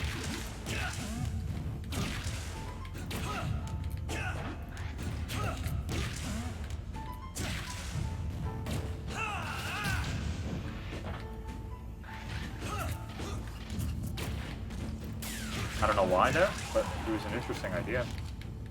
Hey Trap Chef, what's up? I saw your comment about your friend. I'd be more than willing to work with them. You just have to send me their info.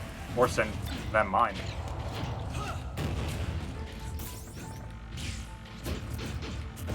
Careful of the triple down tilt.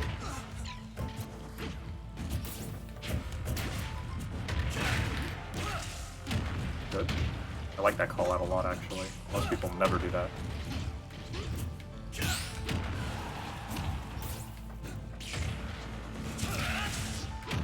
Good. Good. Good idea. Unfortunate. You just have to be careful not to get hit by it.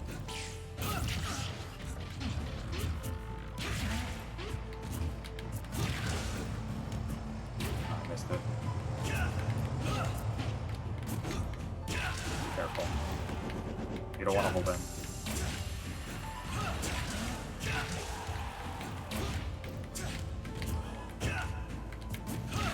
Catching a lot of your full hop out of the corner.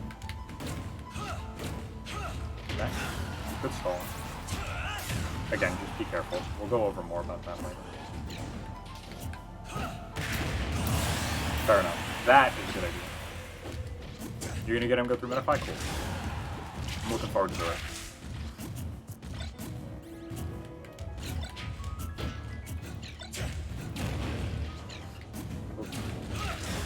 I erred. I pressed the wrong button.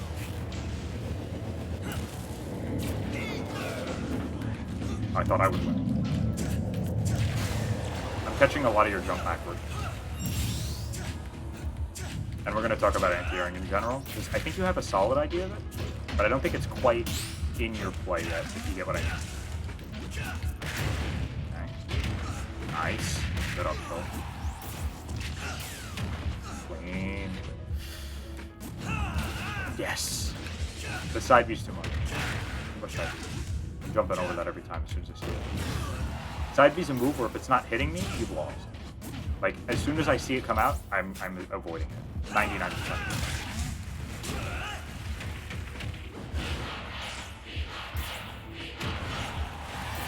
Another one? No, you went too low. You gotta jump off and come back to stage. Don't stand in my way.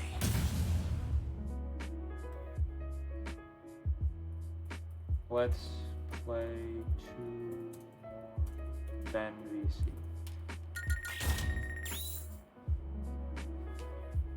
But yeah, I think after 2 more games or so, we should be able to VC.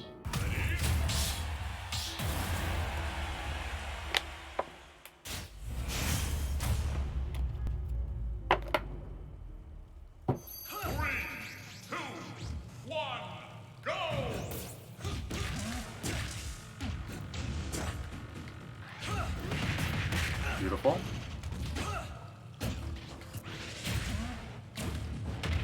Careful with Nair out of that.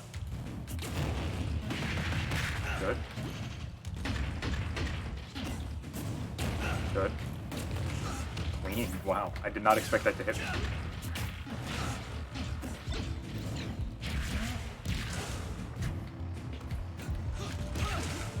This is a player who clearly studies Rob. Nice. Punish.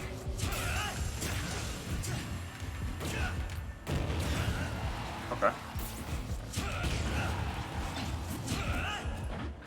Good idea, wow. I didn't expect to get crumped there. I just got up.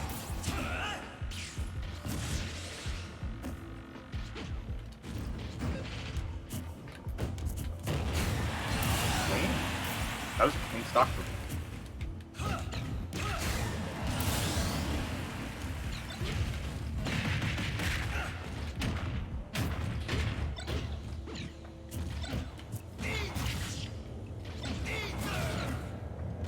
A little high. It's fine.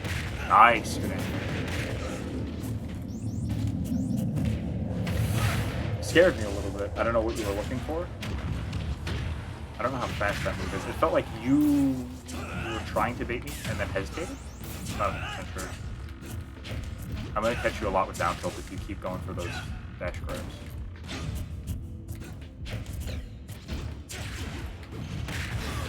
Okay.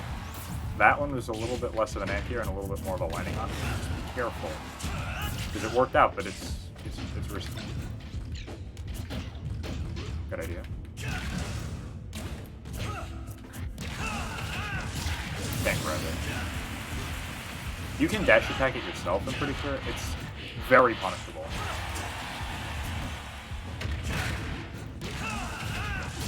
How he lived. Oh, he got butt boxed too.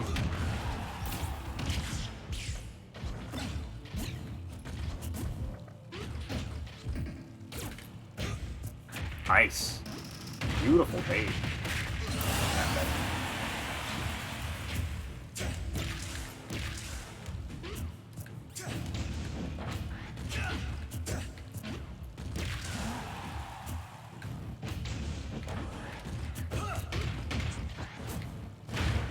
Clean.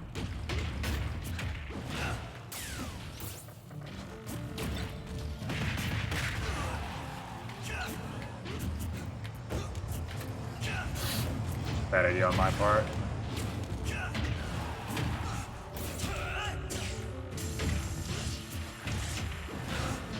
I wasn't dead to down throw. Oh, maybe it wasn't quite the right. Careful. I should be dead here. Messed up the punish.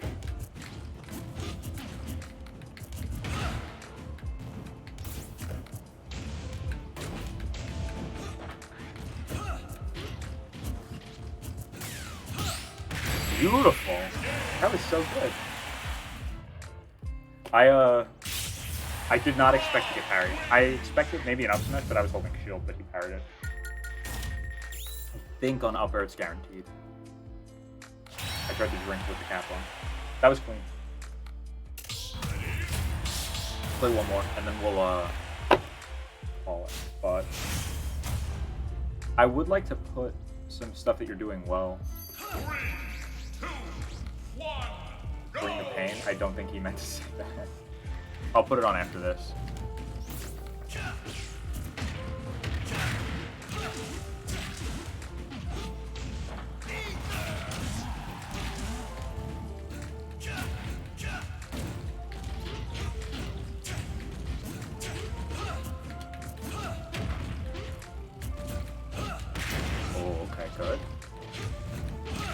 I don't know what frame that up smash is. I know it's very unsafe on shield, but I don't know if that's guaranteed. So it doesn't matter if it's unsafe on shield if he's just getting a guaranteed punish.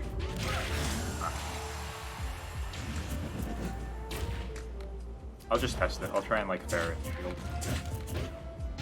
Wow, that definitely wasn't gonna hit it.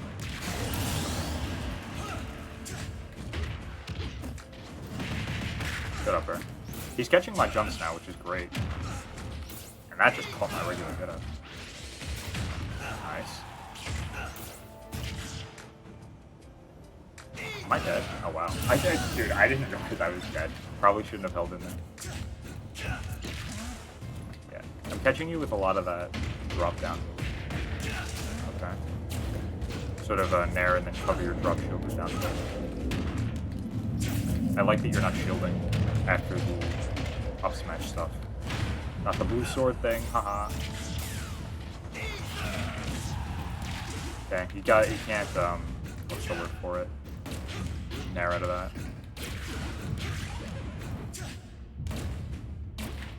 Careful. Good. Got red. Very clean. Okay, sorry, something happened. Good idea, but Ike up B covers that a lot. No, not there. Never there.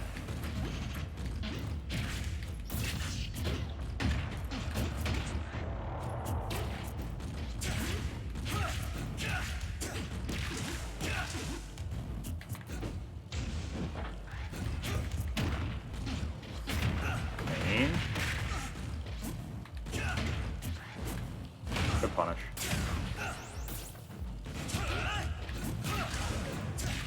Careful of a downer. Yep. Downer back air, always. You really got to be careful with these options. Nice back air.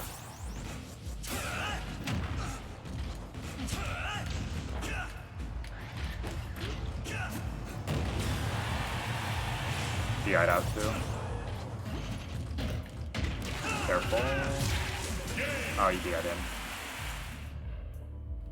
Yeah, the one thing that game that was the difference was a little bit of the DI, but also it was the overextension with the down tilt stuff.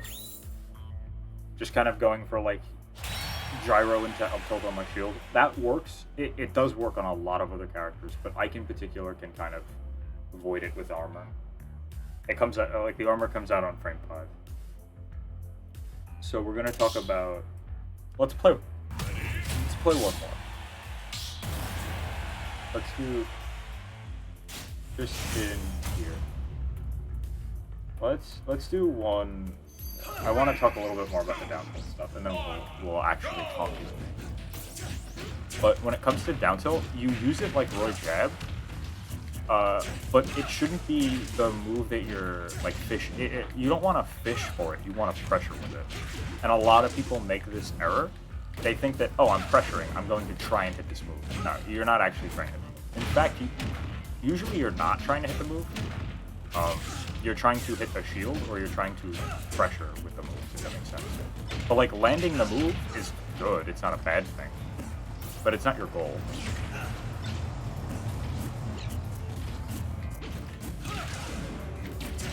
Careful.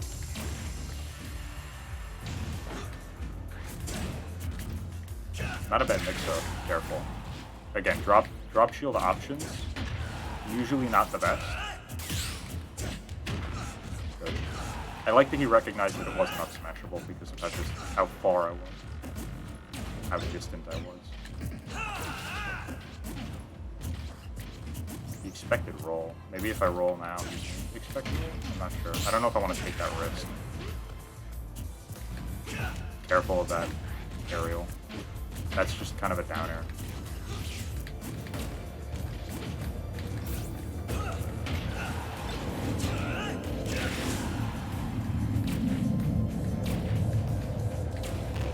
Nice. Good mix up with the landing. Good punish.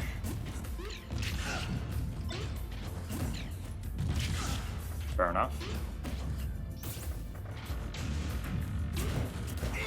Good shield. Should be dead. Okay. I should have been dead. Am I dead? Yeah. Good punish. Shield there was absolutely right. Not spot touch. That's inappropriate. Inappropriate. Not like inappropriate, but like that's the wrong option.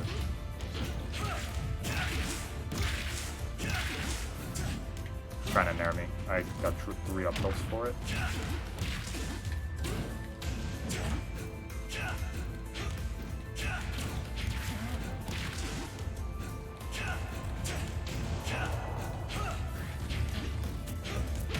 Good. I want to see more of that.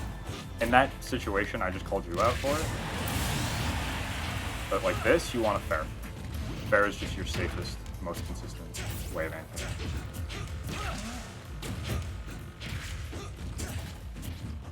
Good. Not safe on shield. That's a good anti-air.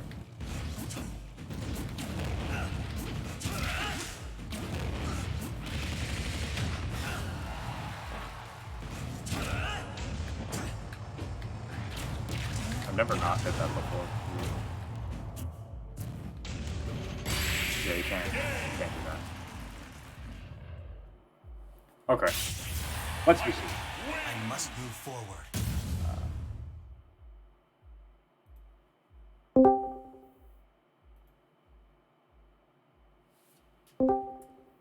Hey, what's Hello? up? Can you hear me? Hello? Oh. Hold on 1 second. Alright, take your time now. Oh, okay, there you are. Awesome. What's up? Not much, how are you doing? I'm good. Just a couple things that are like. So, I actually kind of want to switch characters because there's a character that I think really helps explain this, and I'm just gonna. We're not gonna play, but I'm gonna show you what I mean. Okay. You know Roy Jab? Yeah. Yeah. Roy Jeb and what's it? Rob's down tilt are very similar. And honestly, Roy down tilt and Rob down tilt are even more similar. So you have this move, right? It doesn't really combo into anything. You can get a grab off of it. You can get moves off of it, but like it doesn't really combo. The reason it's so good is because it's so safe. And you're more than allowed to whiff it. It lowers your hitbox, right? So like for example, just down tilt, just press A, right? It doesn't consistently hit, right? Like that's really powerful. But really, what this is used for is pressure. So you don't actually have to land this move for it to be good. Okay, you don't have to keep mashing it. Alright. You don't actually have to land this move for it to be good. So just do me a favor, just hold shield. When I land this, what do you do? You can't really do much. Exactly, right? So just do hold shield again, and just grab it. Doesn't work, right? Grab doesn't work. Try to aerial me out of shield. So doesn't work, right? With that particular case, I do have to shield your move, so I do have to commit to the shield. But it, like, you can't hit me. So I'm gonna like open this up and like talk about this. So when safe, quick move hits your shield. Hold on, let me make sure I'm spelling everything correctly. When a safe, quick move hits your shield, you can, and we're going to go into the options. Attack, right? So you can do a rising aerial or a grab if misspaced, right? Right. But if you misspace this if you don't misspace, then grab doesn't work. And if your opponent holds shield, then you'll get beaten out. So beaten by outspacing, holding shield, right? You can attack you can jump. So do me a favor, just hold shield and then jump. You can jump, right? Right. What's great about this is that, let's say I think, oh, he's going to do a rising aerial. Check this situation out. So hold shield. Right? If you were to do that, then I would win and I would just on reaction up B. But now just do a normal, like, short hop. You're winning. Obviously, if you retreat, then not. But, like, for example... If I want to go in. Yeah, you could... Get station. So, just do me a favor. Do one down tilt on my shield, and then hold shield yourself. See how now I'm winning? Well, if you parry, then... But, like, if I'm here, I'm in a good spot because I'm landing with my aerial. Right? So, landed aerials are safer than rising ones. You know this. The way that you're playing demonstrates that you know this. We're going to talk about anti-airing in a bit, because that's the other thing that I wanted to talk about. But for now, the pressure here, it's not about landing this move. It's about forcing your opponent to do something, right? So they can try and attack you, which you can punish very easily with a shield. And you're outspacing Greb, so Greb should just be a neglected option, really, if you're spacing properly. So, like, if I'm doing it here? Yeah, if you're doing it there, then there's no way I'm grabbing you. In fact, I think I can get... no, it's a max distance. But max distance down tilt, or even if you happen to cross me up, I can't grab you. So if you're spacing properly, you shouldn't have to worry about grab. The only thing you should have to worry about is something like a rising aerial.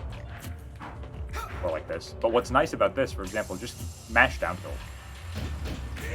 Oh wow, it does hit. Okay. So Rob's a little bit bigger. I thought that if I... Yeah, in some situations. Yeah, if I'm farther away, I think. Yeah. But that's one of the powers of down tilt. It's a low profile zoom. But you have attacking with the rising aerial. You have jumping, which can reverse the situation. However, if I think you're going to jump, I can just swing. So, for example, let me just reset your percent. Check that. This is kind of rough. So I'm going to down tilt your shield. Just jump. Right? And then I get a combo. So, like, if I see you, if I think you're going to jump, I can swing high and call you out on your jump. If I think you're going to... So, jump can reverse situation, can be punished if the opponent does a rising aerial. Or anti-air from the ground, or anti-airs from the ground. So if I wanted to, right, and I know you're gonna jump, just hold shield and jump. Right, I could try and do that if you short hop. It shouldn't hit a full hop. Let me try and do a short hop. Yeah, the Roys are not very good. I usually you would do something like that. So hold shield. But yeah, if that was a full hop. No, it's okay. That'll hit a short hop. But if you are full hopping, usually what you're beating out are grounded options, and you'll still get hit by a short hop aerial. And if you short hop, you'll get hit by the short hop aerial, and you'll get hit by the grounded option, but you won't get hit by the full hop on aerial. So essentially, if you short hop, you'll avoid the grounded one and the full hop one, but you might get hit by the full hop one. You'll definitely get hit by the short hop one. If you stay grounded, you're opening yourself up to more grounded pressure, and you'll still kind of, like, if the opponent jumps, then they can blend with whatever they want. Or if you full hop, you'll get absolutely bodied by a full hop thing. You might get hit by a short hop thing, but you'll avoid the grounded pressure stuff. But again, this is a situation where Roy is winning as soon as he hits your shield, because he can cover 2 of your 3 options. Right? The only other thing you can do is, well, you can do a couple other things. You can attack, you can jump, you can roll, and you can hold shield, which is basically just staying grounded. I have seen a couple times you try and, like, drop shield into stuff, and that can work, but the problem with it is that you lose to a lot, right? If, let's say, just hold shield, drop shield up tilt, right? Maybe you'll hit something like that, but if I just, let's say I'm jabbing your shield even, just hold shield and try and drop shield, you just get hit, right? usually that's not the best option. You usually want to pick an option you can do out of shield. So if you want to retreat, instead of a drop shield dash back, you want to just roll away. Yeah. And you've definitely most likely been told that, like, don't roll, don't ever roll. You want to roll in this particular situation. This is where rolling is good. Or like where rolling is like applicable, is out of a situation where you're being shield pressured. Obviously your opponent can follow you, right? If they see you roll away, right, or roll in, they can follow you. Obviously that wasn't guaranteed, but the point is, it's one of your options of escaping the situation, right? So the thing about rolling is that rolling is committal, but once it's done, it's done. In the sense that, like, after this animation, you can do whatever you want.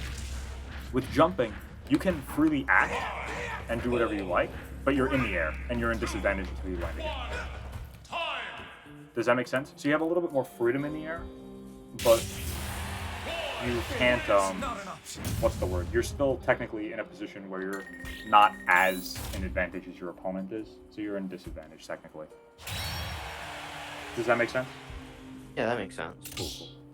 So I'm gonna put it all on this page. Jump. So I'm gonna put roll,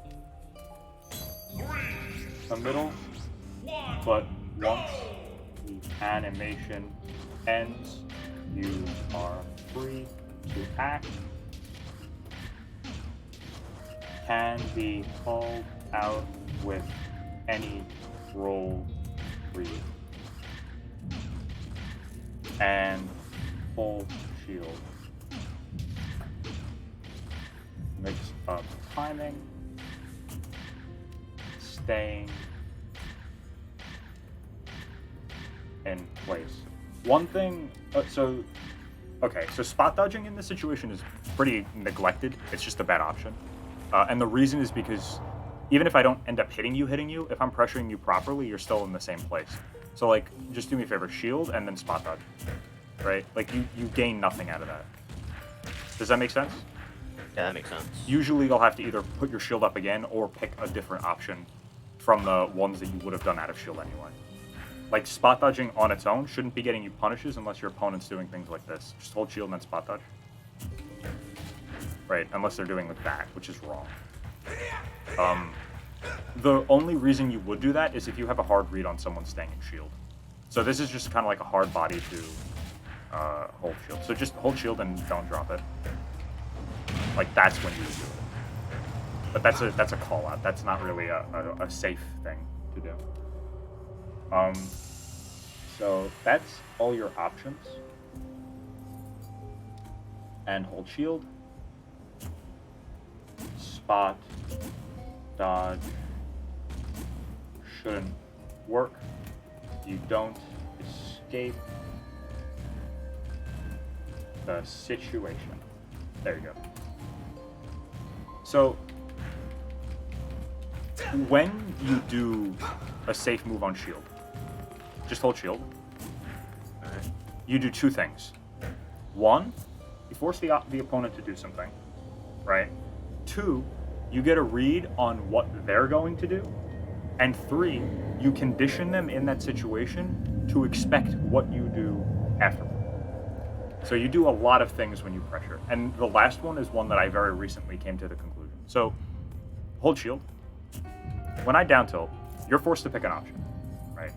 Because I can do a lot in order to hit you here. If you stay in shield, you get grabbed or down tilted again. If you jump, you get fared. If you roll away, you can get followed. If you roll in, that's a free hit. It's not free, but like it's very easy to hit. So essentially, you're in a position where I have control over the situation. Not only that, for example, let's say you roll away, right? Sorry. No, it's fine. Let's just say you roll away. Now I have stage A and B. I also know that you prefer to roll away in that situation. Right? Now, obviously, the better a player you are, the more likely you are to either mix up or pick the same option on purpose to throw off your opponent, or intentionally do something different next time. For example, I've seen people do, so hold shield, right? You roll away, right? And then the next time they intentionally go for something like a grab or a fair as a way of saying, hey, I'm gonna mix up, right? So it does give you know, the data is not absolute, but it does give you data on what they do, right? So essentially, every time you down tilt, you should be seeing what your opponent does at times. Are they trying to swing at you? Shield, right? Are they trying to roll away? Follow them. Essentially, and this is what I mean when I say this move, hitting it is less relevant. Like, it's not bad to hit it, you get a free tech chase, but really it's more about hitting a shield or like threatening a position and forcing your opponent to deal with it. Does that make sense? Yeah, that makes sense. Yeah. And now this is the third thing. This is something that very recently blew my mind. Not only do you condition them to do something, you also condition them to expect something from you.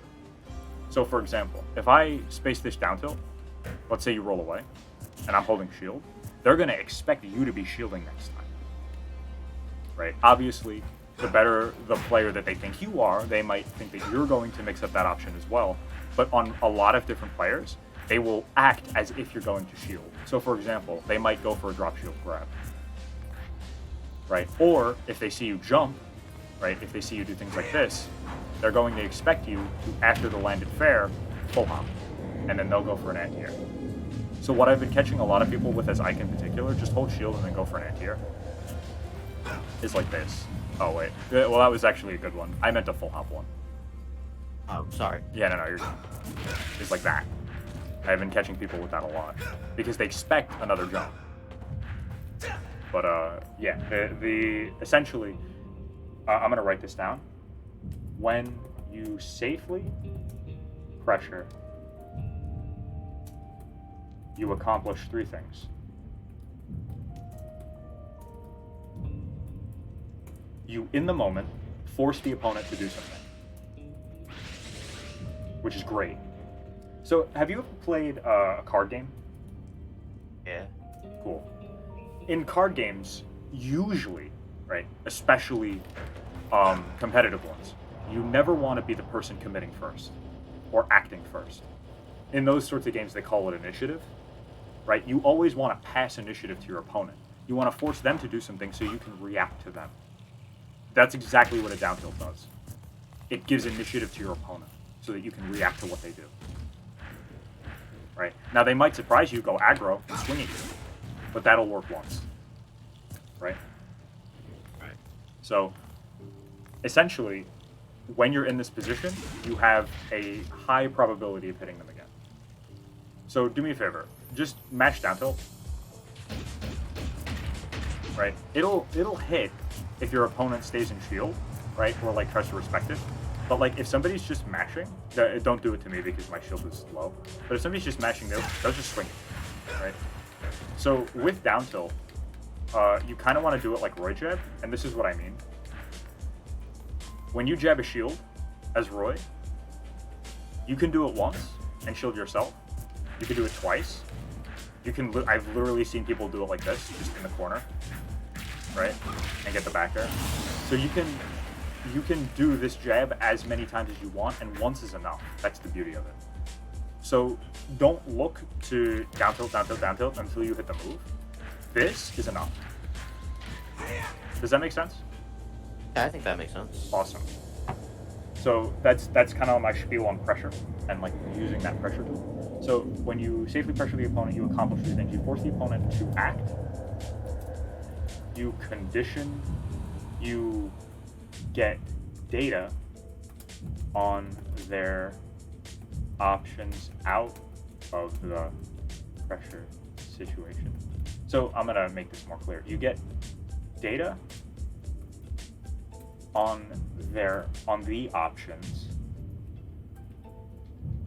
that they use to get out of the pressure situation. And you condition them to expect the same, what's the word for it? To expect your same punish option after the pressure in that situation. So that's basically the pressure stuff. Now I want to talk about side B and overextending it. Because I think if I picked a game state where you're lacking most, it's currently ledge trapping. And the reason is not because you don't know how to ledge trap, it's because you're locking yourself out of ledge trapping. A lot of times you'll go for edge guards, and a lot of times they'll work, and they're good. But the side B stuff in particular, it's a bit too much of an overcommitment, and you're putting yourself out there, and you're not. And like if I get over it, I completely win. So the side B edge guard that you're doing, where you're over here and you kind of side B, I don't know why I did that. Yeah, that. With that situation, you either win and you hit the move, or you lose and you don't hit the move. And in general, those sorts of win or lose, all or nothing options are pretty weak in this game. You want to be putting out hitboxes that either win and they hit, or they don't hit but you keep advantage. And one of those options, especially against Ike, is rob fair. So I actually want to switch to Ike, because this is a very specific Ike thing. Essentially, you, with upbeat, believe it or not, as I throw up the sword, the hitbox exists with the sword, but there's a moment where in front of him, he's completely vulnerable, and it's not apparent with the animation. But essentially, if you throw the fair out, as I rise to catch it, I get hit, and we don't even trade. I just get sent. The problem is that if you do mistime it, you can die if you're off stage. For example, if you're trying to time it down air. But if you go for fair, it doesn't work like Crom's where he sucks you in off stage. You have to be completely off stage to die. So if you're going for fair and you keep yourself on stage, you can threaten my up B without actually leaving the stage. And the worst case scenario, the thing that'll happen, just stand here, is that you'll get hit by this, or you'll get hit by this, and you won't die. Like, I can't kill you for that. So I'm gonna show you what I mean. I'm gonna upbeat to ledge. I want you to put a fair in like this area. Alright. Almost. A little earlier. A little earlier. Yeah, I'm hitting you for it here. Closer. Alright. The timing was right, you're just a little too high. Yeah. Okay, so how about this? How about you pick Ike, and I'll show you what I mean. Yeah. Because it's very clear. It's one of those things that you have to see it, because the animation does not help you at all. But with Ike, this also works with Crom to an extent. You just don't want to ever jump against Crom, because if Crom is a character that can kill you with the upbeat for being in the air. Ike has to kill you. Not only are you usually have to be in the air, you have to be completely off stage. So Ike's isn't as good for killing in that way. But with Crom, as long as your body is like mostly on stage, you can extend the disjoint and like hit him for it. But essentially, I'm gonna show you what I mean. You just want to upbeat a ledge, and I'm gonna like either F tilt or fair it or something. But essentially, you can get very easy hits on it. And then we're gonna talk about anti-airing, and I'm glad that you switched to Ike, because I'd like you to be with Ike for this. But your anti-airing was solid. I just want to see more of it. But we're gonna talk about this after. So just yeah, a little high. It's fine. Just keep upbeating. I'll get it eventually. Oh shoot. Nah, you're fine. Damn. Here, wait. I'll just F tilt it. It's easier.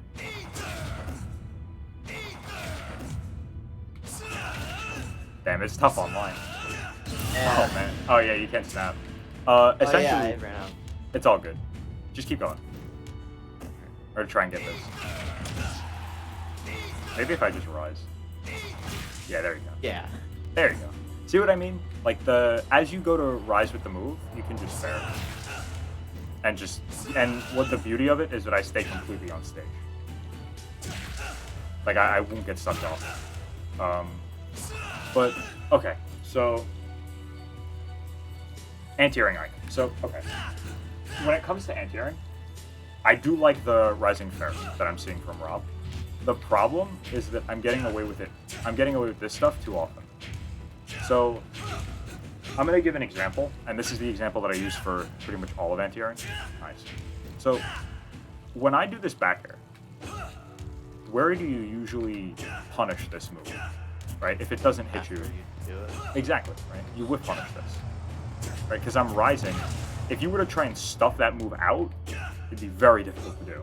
But it's way easier to just wait for me to finish and then like hit me for landing, right? So how to anti-air Ike, stuff him out preemptively before he gets to swing.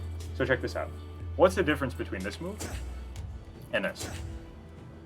That one's harder to punish. It is harder to punish, don't get me wrong, but specifically, where do you punish it? Can you land? This? No. So this is the key thing. Here with this move, you have a tiny fraction of lag, aerial, right? So you have your startup, your hitbox, and your landing.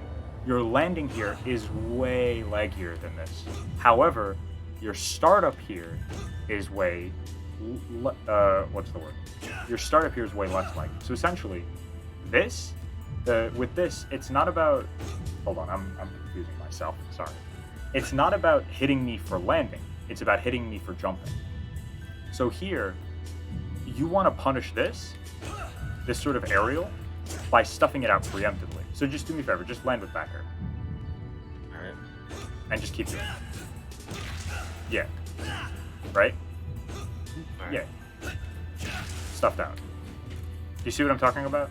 You prevent Yeah. the swing from even happening. And this is something you were doing, but I want to see more of it against Ike in particular. It is worth going for this sort of rising fair as Rob, over and over again until you force me to wait. If you can force an Ike to think, should I jump, you've won. Almost all the time. If I'm comfortable doing this, it is very difficult to win. It is very difficult to get past me.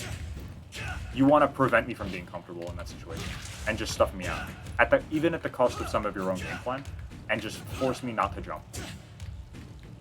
Right, and then once I start punishing you for it, it becomes a game of, am I going to jump? Am I going to try and stay grounded? Am I going to, go for this?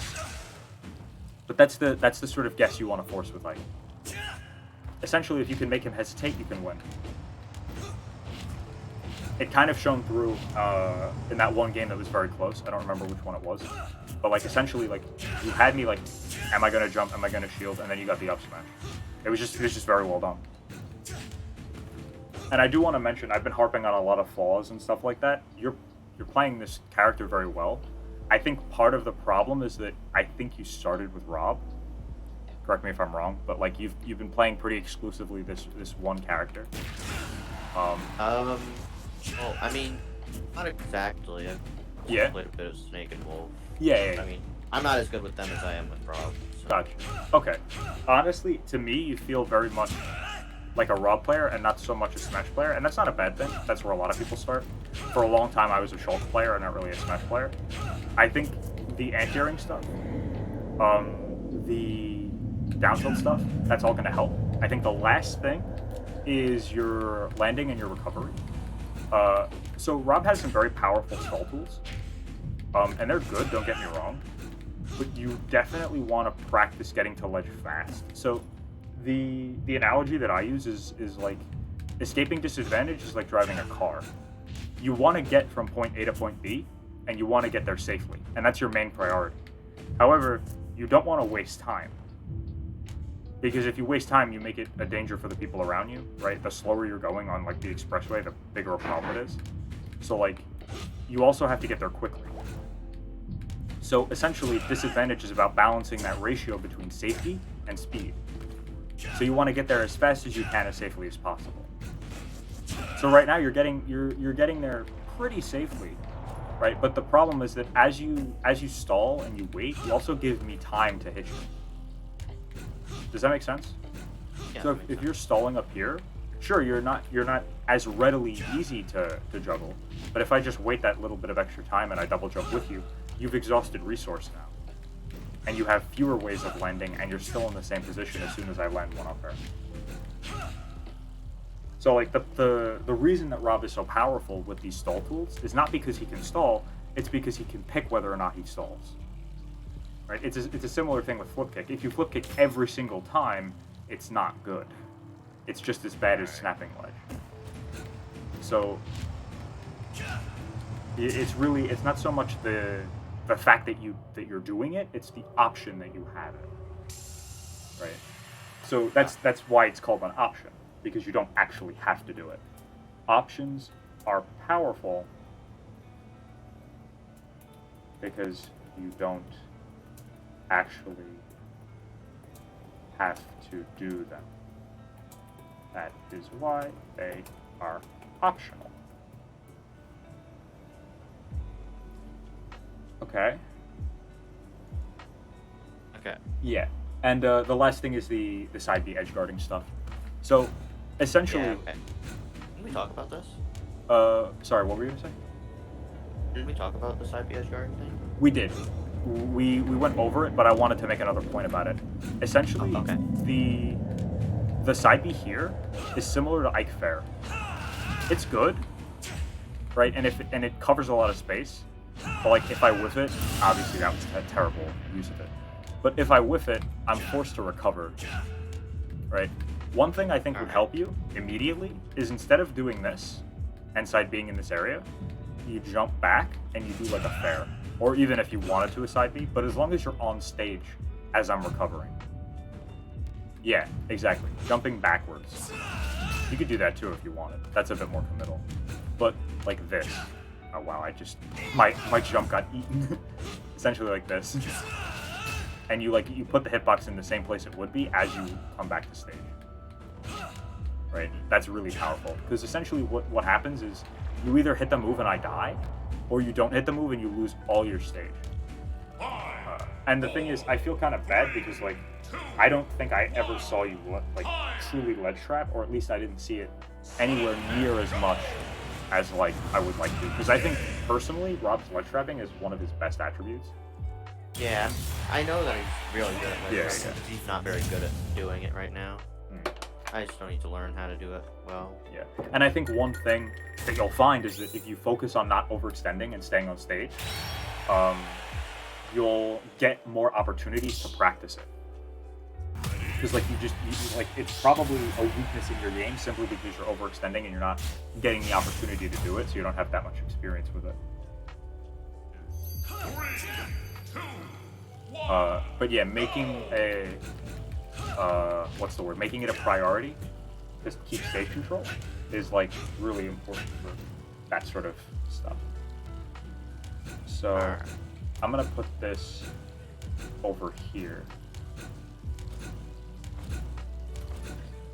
And the last thing that I want to talk about for stalling, the more you stall, the less you actually have to stall later.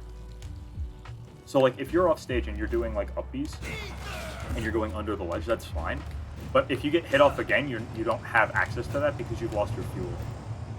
So like just keep that in mind. If you don't have to, it's not necessary. It's not that you only do it when you have to. But like if you're doing it every single time you get hit off stage, if you get hit off stage again, then you're forced to recover normally, and that's usually an edge guard. So just keep that in mind. And what was the last thing?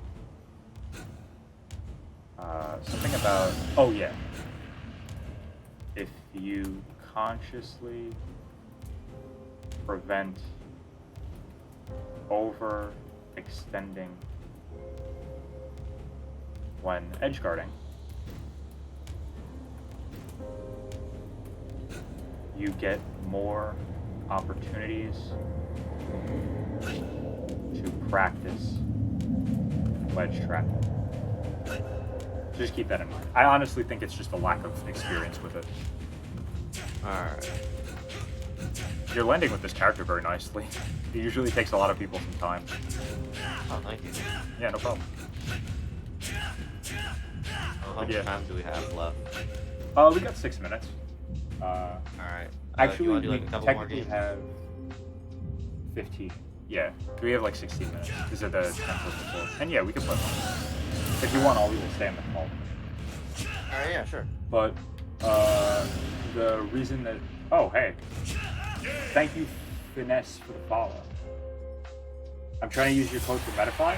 Oh, okay. It's this. I put it in chat. It should work. That's the code. And thank you for the follow. And Ike is pretty broken. Oh, hey! Thank you for the sub. Welcome. That was really kind of you, bro. So... what was I gonna... Yeah, okay. So let's just, we'll talk, and, I'll just kind of go over what I'm seeing. Alright. By the way, this VOD is going to be up for a little while. You can watch it. If you want, I'll even send you the file for it. So, Alright, yeah, I would like that. Cool. I have to get to that, actually. There are a few other people I have to do that for. But you're getting your document, like, as soon as the session ends, of all the stuff that I wrote down. I just called you out for the stall there. Good fair. Nice. I like double down tilt. Okay. There you go. I called out shield, but I'm liking the use of down tilt more a little bit.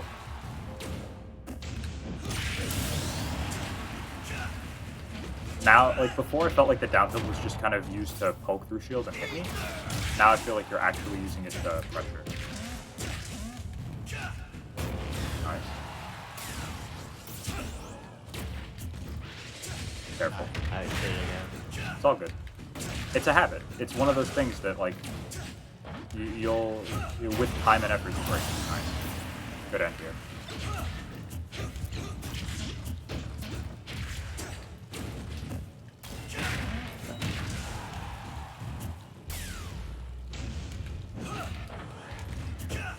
Good shield. Okay.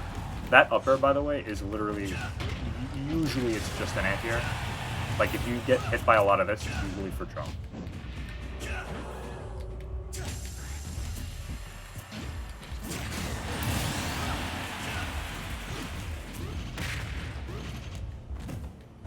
I don't know if this is a new thing, but I'm seeing a decent amount of jumping out of the corner. Usually full heart. Again, it's a great option, so it's not like, I wouldn't even call it a habit. Just like maybe focus a little bit more on trying to run under me, trying to roll in even. And again, don't worry about performance. This is not really a place where you want to be winning. You want to be seeing, honestly, it's a place where you hopefully will be losing so you can see what you're doing wrong. Good idea. Right, yeah. That's what I want. I just want to fix what I'm doing wrong. Exactly. Gear improvement's the goal. I don't care about much else. Yeah. And don't worry about, like, you know, oh, making errors, being embarrassed. I do that all the time. It's fine. With that sort of up B gimmick, I can hit you with up air, but you can air dodge it. And then usually what people will do after you start air dodging it is they'll, like, regular get up tilt. So it's kind of a 50-50 if you get hit by it. Good. Sorry, my connection's a little No, weird. don't worry about it. I had a very bad connection for a while. I very recently got a LAN adapter. Yeah, I used to have a LAN, but we're moving soon, so I had to take it out. Nice. Hey, listen, big step. You're trying to call out the roll a little too hard. But I fully understand, as somebody who had it for a while. We must move forward.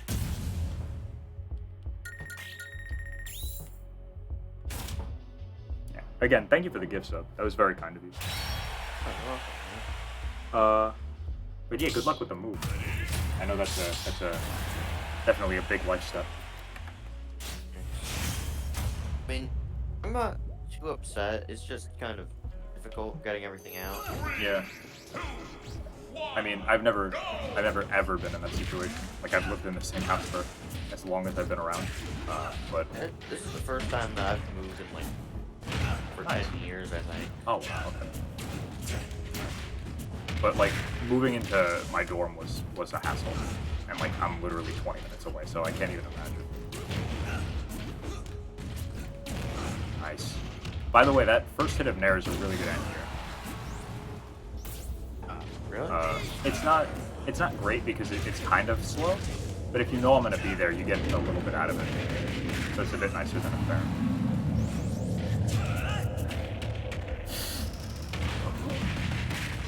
Oh, okay. You really tested my DI here. Good F tilt.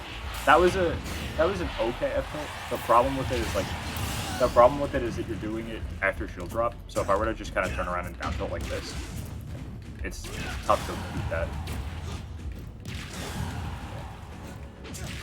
I'm calling out the stall there. If I'm double jumping, then it's usually because you're waiting there.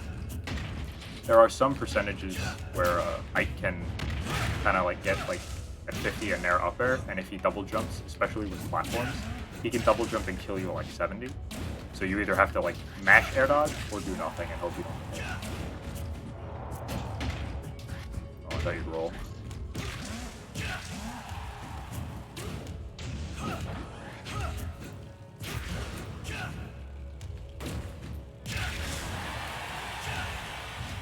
Dash attack, oftentimes, it's surprisingly fast, and it can trade with that sort of thing. So it might even, like, completely beat out a back air if you take your time with it. The which move? Dash attack. And it kill percents, obviously, it's very nice. Not your dash attack, my dash attack beating your back air. Oh. Yeah, no, you can't. I don't think you'd be able to time a dash attack under back air. Might be possible, I'm not sure. But I wouldn't recommend trying it.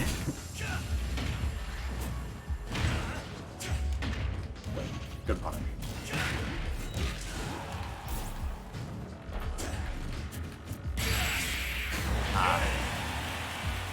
Down smash is really good at kill percent, especially if I have a lead, just for hitting you for shield drop and for roll. It won't break, so like you can shield for a while against it, but the back hit it does a decent amount. The back hit does a lot more. But really what it's nice for is just having a very quick on the ground sort of move that just kills. Because like his other smash attacks are very slow. That's just, you know what I mean? It's like boom, that kills. Yeah.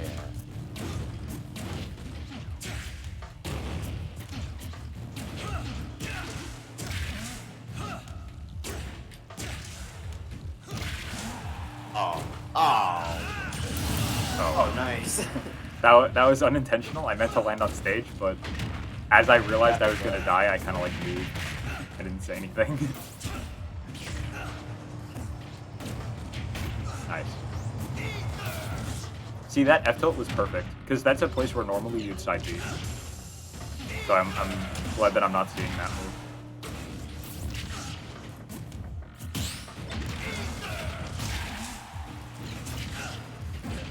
Good idea. At the beginning of our games, I saw a lot of perfect. I saw a lot of down smash. I'm glad that I'm not seeing that as much. But that was actually a good example of a down smash. Even though it didn't hit. Very close. Yeah, see how I just call out shield drop? Oh, I don't know. That was unfortunate.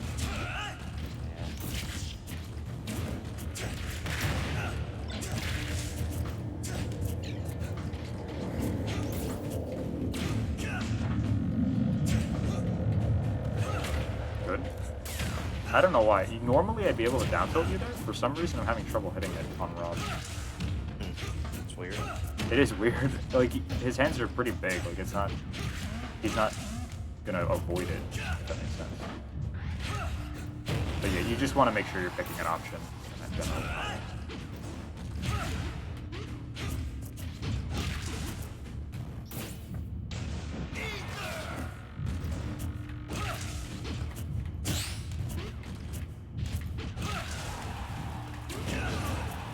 that actually beat up my up.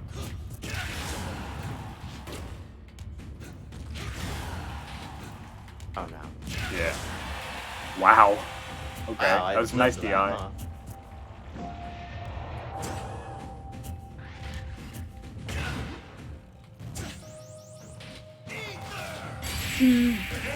I somehow cleaned house. I don't know how I got that. I went too far with fair. I was very confident that you were gonna go low because you just went high. But I was gonna make that a point about like because you used your resources, you didn't have as much resources to use. Oh, gotcha. I just way overextended. I don't know why I did that. But 435, we could play like 2 more.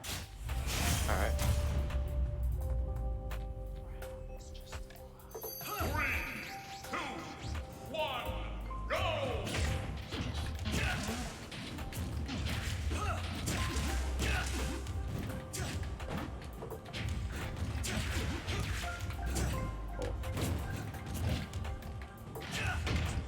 See how I went for the roll call out there? I didn't quite get it. Wow. That was close. That was very close. But I like that you stayed on stage, because before that might have killed you.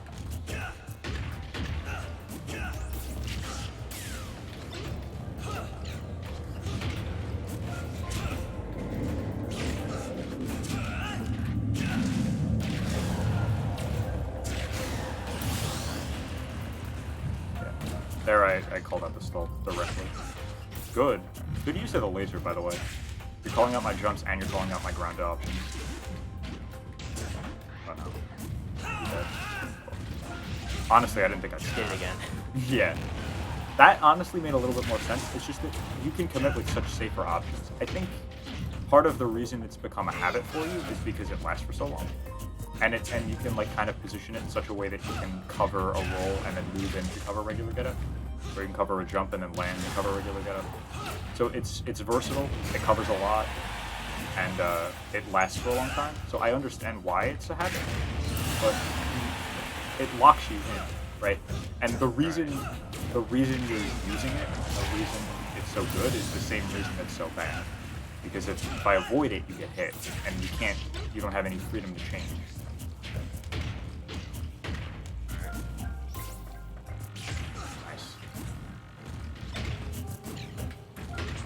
Nice. Nice. Very good.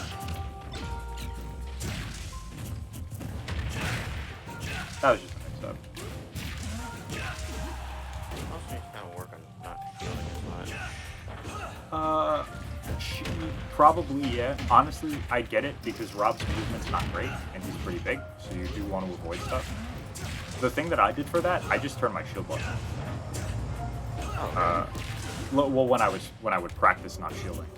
I have my shield button on now, just because it's very powerful in sessions. There's a lot of people try and like hit me for fair and air and stuff, but yeah, I literally disabled it, made it impossible to do. Like I turned my shield button into my grab button so I could air dodge with it, but not so I would shield. And honestly, it really helped me out. It emphasizes movement a lot, which is really helpful. All right. But yeah, I would recommend that as a strategy. I know it helped Tweak out a lot when he did it. Obviously, I'm not trying to compare myself to Tweak, but it's a thing that he's done before. So.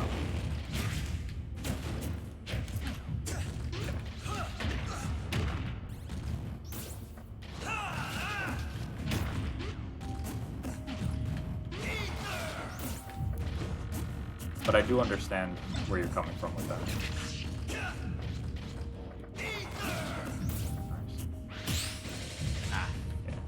Okay. Again, that's just an all or nothing option. You see what I mean? Like, it either will hit me or it won't hit me. With things like back air, it hits, and it's great, or it pressures, and I'm still winning.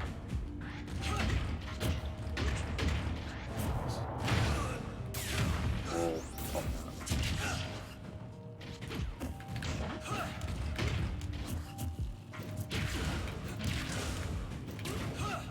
Careful of whipping stuff up there.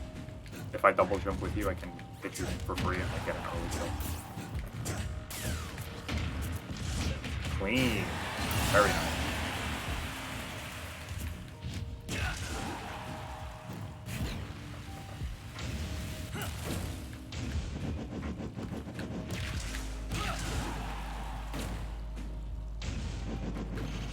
Yeah, you gotta be careful.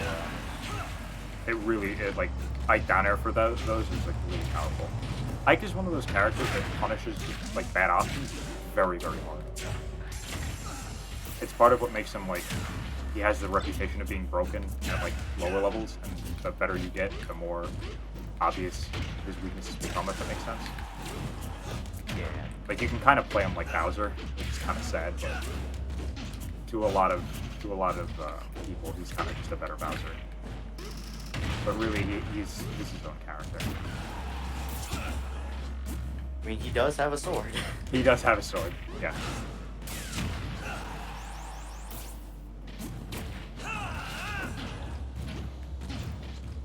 Nice. You're calling me out with that very nicely. Like my advances. I would like to see more anti-airs, but listen, if it works, it works. Again, there I just hit too small.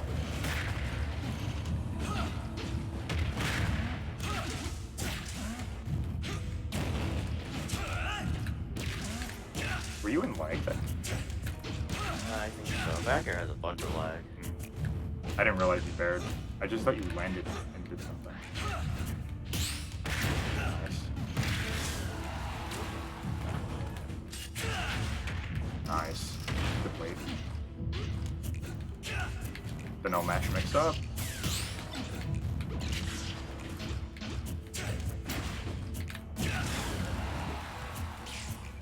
That was another example of me like calling out just short hop, if that makes sense.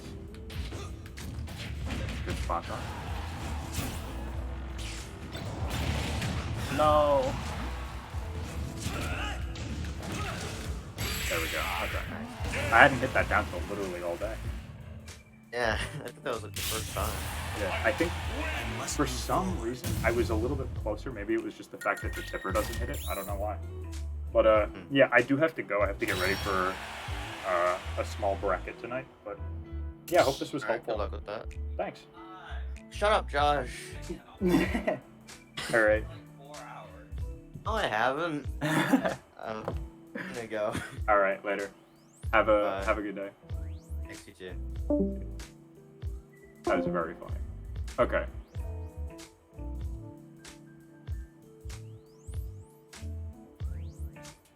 Cool. All right, I do have to go. This was a great stream. Thank you all for tuning in. And yeah, I'm frozen on my screen. I think I'm still streaming. Yeah, it looks like we're good. Okay. Have a good day, guys.